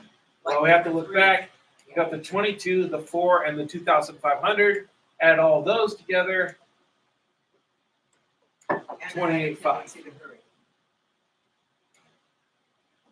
What's the primary difference between non-refundable and refundable tax credits? A, non-refundable tax credits can reduce the tax owed to 0, but not provide a refund, while refundable credits can result in a refund if they have exceed the taxes owed. Non-refundable credits can always result in a refund. Refundable credits can only reduce the taxes owed, but not below 0. There's no difference between the two. Which one do you want to go with? A. Sometimes when in doubt, go with the wordingest one. What is required to qualify for the earned income credit? Have investment income above a certain threshold, earning income from work or self-employment, being over the age of 65, having no dependents. What do I have to have to qualify for EIC? Oh, I know, I forgot. You have to have earned income. What happens if the tax preparer fails to meet due diligence requirements when claiming credits like EIC for a client? May face penalties. It may receive a bonus. Nothing happens at all. The preparer gets promoted. What happens? What do you think happens if a tax preparer does not ask a lot of questions? They may face penalties. When calculating earned income credit, what is the essential factor to consider?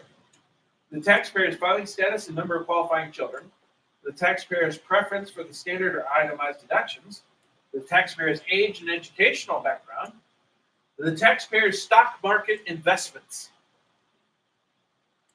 Yeah, A is the best answer up there. Why is due diligence particularly important for tax preparers when dealing with refundable credits like EIC? I'll just give it to you. Because these credits can result in significant refunds. Accuracy and compliance are critical to prevent fraud and errors. Like I said, the IRS does look at us like the first line of defense. We have to exercise a degree of due diligence. We have to make sure that what we're seeing here, what they want to do, makes sense. And if they don't make sense, we have to ask clarifying questions until they either make sense or we get to the point where we're saying, I can't file your tax return for you. I need you to go someplace else. And I'm fine with either one of those answers. Like I said before, I can say it again. Sometimes the best result about a tax return that you've started is that person left. We don't want to file that tax return. There's too many questions. It's too shady. If you can't get the right answers, we don't want to file it. I mean, and here's the other thing. Not only does it have to make sense to you as you prepare it, but all returns, regardless of who does it, goes through a double check. So not only does it have to make sense to you, it has to make sense to Shannon when she double checks it. And if she says it doesn't make sense, the first thing she's gonna do is talk to you real quick. It's like, okay, walk me through this. Why? What about this made sense? Maybe it's good. Maybe we're just looking at it wrong. Or maybe, you read something into something and no, really, we need a bit more. Or you didn't quite put everything that you heard into it. That happens too. Yeah, one thing is that when we're filling out due diligence, there's a part in due diligence where, like we said, you're asking questions. Well, part of the form for due diligence is actually typing in those questions that you asked, and then typing in the response that was given to you. And they don't want the sanitized Unedited version. response. If you ask where the parent's father is, and the mom sits there and says, "Well, I don't know where that fucking son of a bitch has been, and I haven't seen his ass in 20 Type years," it in. that's your answer. Don't change a word, because if it goes to an IRS audit and the auditor reads that, and Brenda's been there, the auditor reads that question, reads that response, and then looks at the taxpayer and says, "Did you actually say this?" "Yes, and I meant every word of it." All right. We want it verbatim. I might warn them, says, "Okay, you realize the IRS might look at this." And so, most of the time, they don't care. And sometimes the dirtier, the better. I mean, honestly, what is more Believe off the cuff and believable than the dirtiest thing you ever read? It's hard sometimes to get more than one word. Yeah. Yeah. And yes, When this they is just true. say One no. word's response is not a response It's to the not a IRS. response. Yes is not an answer. No is not an answer. Yes, because. No, because. And sometimes you got to dry it out from, like Linda said. Has the child seen his biological father? No. Well, Why I not? need a little bit more. Why not? Tell me why not, or tell me when's the last time, or tell me why, well, no, he hasn't seen him because he's in Hutchinson at the jail. Okay, well, there's my answer. Mine today, no, he's dead. Yeah, that's another one. Or, I mean, there's sometimes, and it's a no judgment zone. We've asked this question and heard the following answer. I really don't know who the father is. Yeah. All right. And that's actually my answer. I'm putting that down. It's a good answer. And if they look embarrassed or something that makes them look like they're uncomfortable about having answered that, pop off something funny to make them feel less uncomfortable. Okay, cool. Or just I reassure. understand. Yeah, just reassuring. Hey, no judgment here. I mean, there's one client that Brenda had, and we still have her. She's been a client for a long time. Her daughter is a result of a rape. She was, what, 12, 13 when she had it? And Yeah. emancipated herself at 16. To the point that the IRS could not believe that her baby was actually given birth by her. Yeah. Because of so close of age, because of the rape. And it got even worse because it was actually the uncle. And so the family didn't believe it and basically disowned her. So, It was a big mess. it was a big mess, but she kept coming here because we Because supported of her. Brenda. Yeah, Brenda was great. And she's doing well. Yeah, she is doing well for herself, and her daughter's doing well also in high school. So, I mean, everything's fine and dandy. Let me know when you need me. I always need you. Well, let me know when you want me to come in. Oh, My okay, thing well, that's a is, you different let me answer. know when you want to make some money. All right, which of the following statements is true about non-refundable If you tax wanna work credits? next Wednesday, you're They can welcome be to. carried If you forward don't to want the to, next just year. let They me know. can reduce the amount of taxes owed to less you than asked me zero. to finish out the They season, can but only reduce if the you taxes wanna owed to jump zero back and in, not just provide let a me know. refund. They're always converted into refundable credits. Okay, nothing is See. always scheduled except Monday morning, Tuesday morning, and I. This is the goal. How does the IRS define due diligence for tax preparers regarding the earned income credit? 1 hour. No, If we no. fully booked again, I would say something. Yeah, an hour is not worth a So shower. right now, I'm not worried about anything. I can handle it. Okay, Okay. just let me know. Nice to see you again. How's the IRS define due diligence for tax comparison regarding to earned income credit? Again, since I didn't really go into a lot of details, but I have talked about this. Ask for necessary documentation. Verify the the information and the accuracy on the tax return. Which of the following is an example of a refundable tax credit? The lifetime learning credit, the foreign tax credit, the earned income credit, the adoption credit. Which one of those is refundable? Yeah. All right, so that's that one.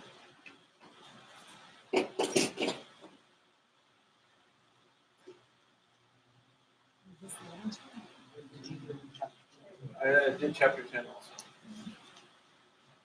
Did 3 chapters today. Well, I didn't know which one you started with. Yeah. And so I'm down to only 2 chapters tomorrow. And so I'm hoping to be done around 11 or so.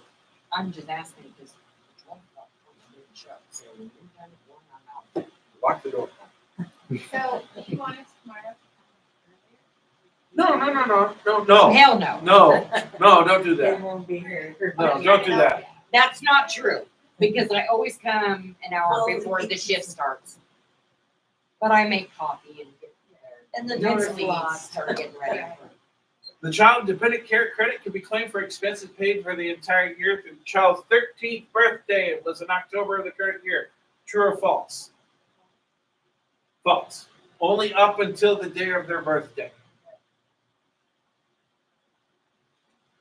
May qualify for the additional child tax credit, which is refundable, when your child tax credit is more than your tax. That's also true. That's what the additional child tax credit is for. I didn't use all of my child tax credit. My taxes are paid off. I have some left over. What can I do? I can still get some of it. I don't care about foreign numbers on that. Which form is used to report the child tax credit and the additional child tax credit? Those are specific line entries on the 1040. What's the maximum amount of expenses eligible for the child and dependent care credit for 2 or more qualifying persons? B, $6,000. Which of the following is a requirement for claiming the credit for other dependents? Must be under 17, must have lived with you all year, can be any age, including adults who meet certain criteria. The dependent must be a United States citizen. C. Adults. The key word there is okay, adults. Yeah, this is where you can claim your mother.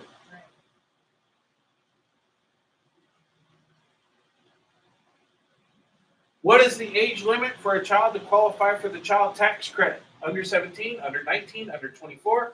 No age limit if permanently and totally disabled. Oh, Wrong. Wrong. That's, oh, wait, that's really, yeah. that's earned income credit. That's Yeah. no age. All these are in my head. It's all right. It gets confusing. You're getting a lot of information quickly. I know. Just, Actually, that might just be remember, Yeah. if something looks funny to you when you do a tax return and you have a question, one of us Right. will be here to help you or If you answer guys that. are like, let's just say, if you come here, you guys will be with me like my first, you, right? Like, throw them off. Oh, no, we sit there and go, do it. If I No, I'm just kidding. Okay, I was like, oh. No, I What want you I to would- sit what with me we- and watch. what we really want to do Been is here have for a you while, watch and then us. you've worked with her. You've heard them like. So I'm gonna let you watch me a couple times or one time. And then I'm gonna ask you, are you ready to try one? And your first one, I'm gonna sit right here. Linda's And just been here kinda for a watch while, and she's been up. And Yeah. Linda. if you get stuck on something or you have a question, I'm right here. My attention is on you. Yeah, but the other thing is that there are also you can also do practice returns. Yes. So you can take a problem that's in the book and make it in a tax return. Yeah. Sit down in Fusion and do it. There is a practice mode in Fusion where doesn't show up on our statistics of returns we've done. So you do it, you can get all the way to wrap up, but you cannot do the wrap up. So that's where we're going to specifically have to train. But, so the practice returns are important. I do recommend trying it once you're ready to try it, which is not a requirement for a qualifying child under the child tax credit, relationship support, gross income, or residency.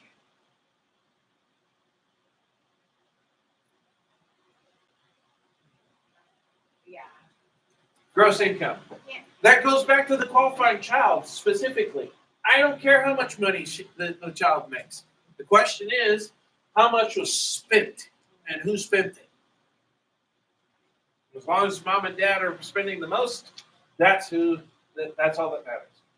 Which of the following credits is based on having dependents? The foreign tax credit, child tax credit, lifetime learning credit, or the retirement savings contribution credit, which has not been talked about? Well, to have a dependent, to have a child tax credit, you have to have a dependent. John marries 3 nephews, 12, 14, 17, moved in with them March 20th of the current year. John and Mary filed a joint tax return. Their taxable income is $79.60. Tax on line 16 and 1040 is $798. No other credits. John and Mary can claim a child tax credit on line 19 of Yes. $798. Only the amount of tax owed.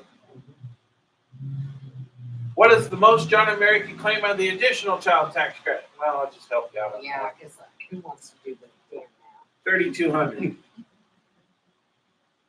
All right, so one more to go.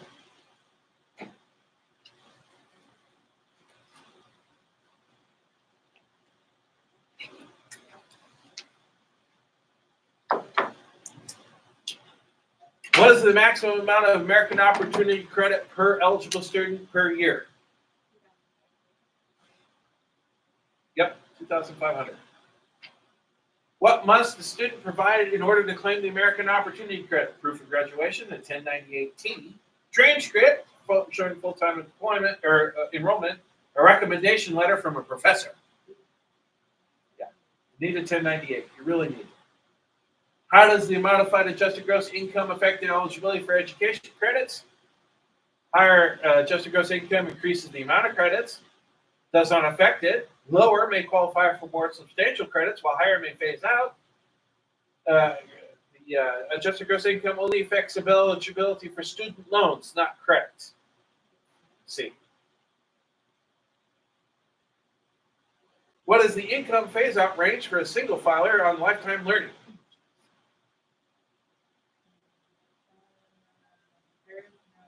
Yes, there is. No, there is. Yes, there is. Is it for a single? Yeah, Yes. for the singles. Would it be like the lower No, It's the 80 to 90. one? Oh, okay. Trust me. And the joints are you just have to look double it up. that. Okay. Don't be surprised if you have to lose someone. Okay. Which of the following is not considered a qualified expense under a qualified tuition program? Room and Transport. board. No, in this No. case, it's Oh. transportation. Oh, where's the- Qualified tuition oh, I program, didn't even have not, that on my not- thing. Okay. yeah, you're thinking of lifetime learning and American Opportunity. Yeah, I. What does the broad abbreviation ESA stand for? I specifically told you about this. Sorry. Okay, I think I'm just confused. Okay. What's the question? What does ESA stand for? Oh, okay.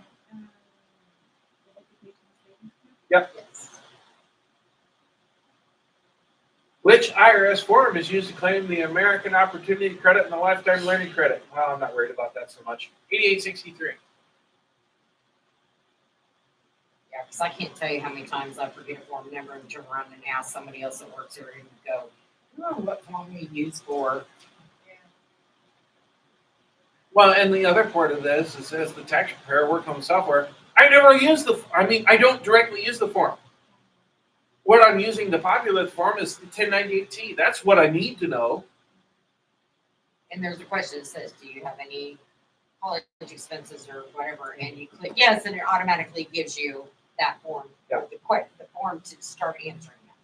What are qualified expenses for the American Opportunity Credit?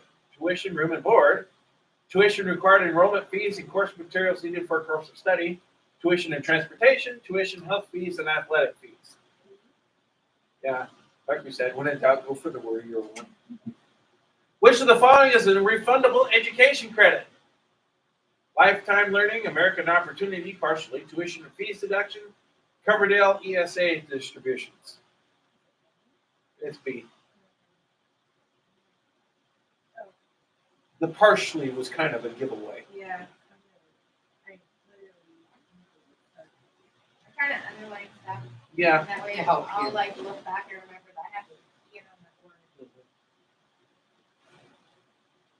All right, this one gets a little messy. So what they want to do is they're going to give you some rules, and they want you to answer whether it's the American Opportunity Credit, the Lifetime Learning Credit, or both.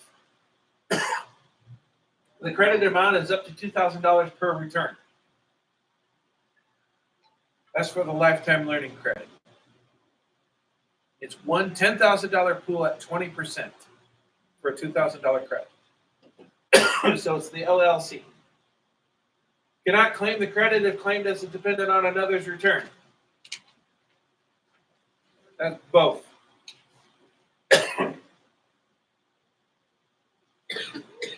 Used to be a lot more involved than that. All right, we'll see you tomorrow. Okay. Do you want me to help you out lock up some drawers in the back? Yeah, go ahead.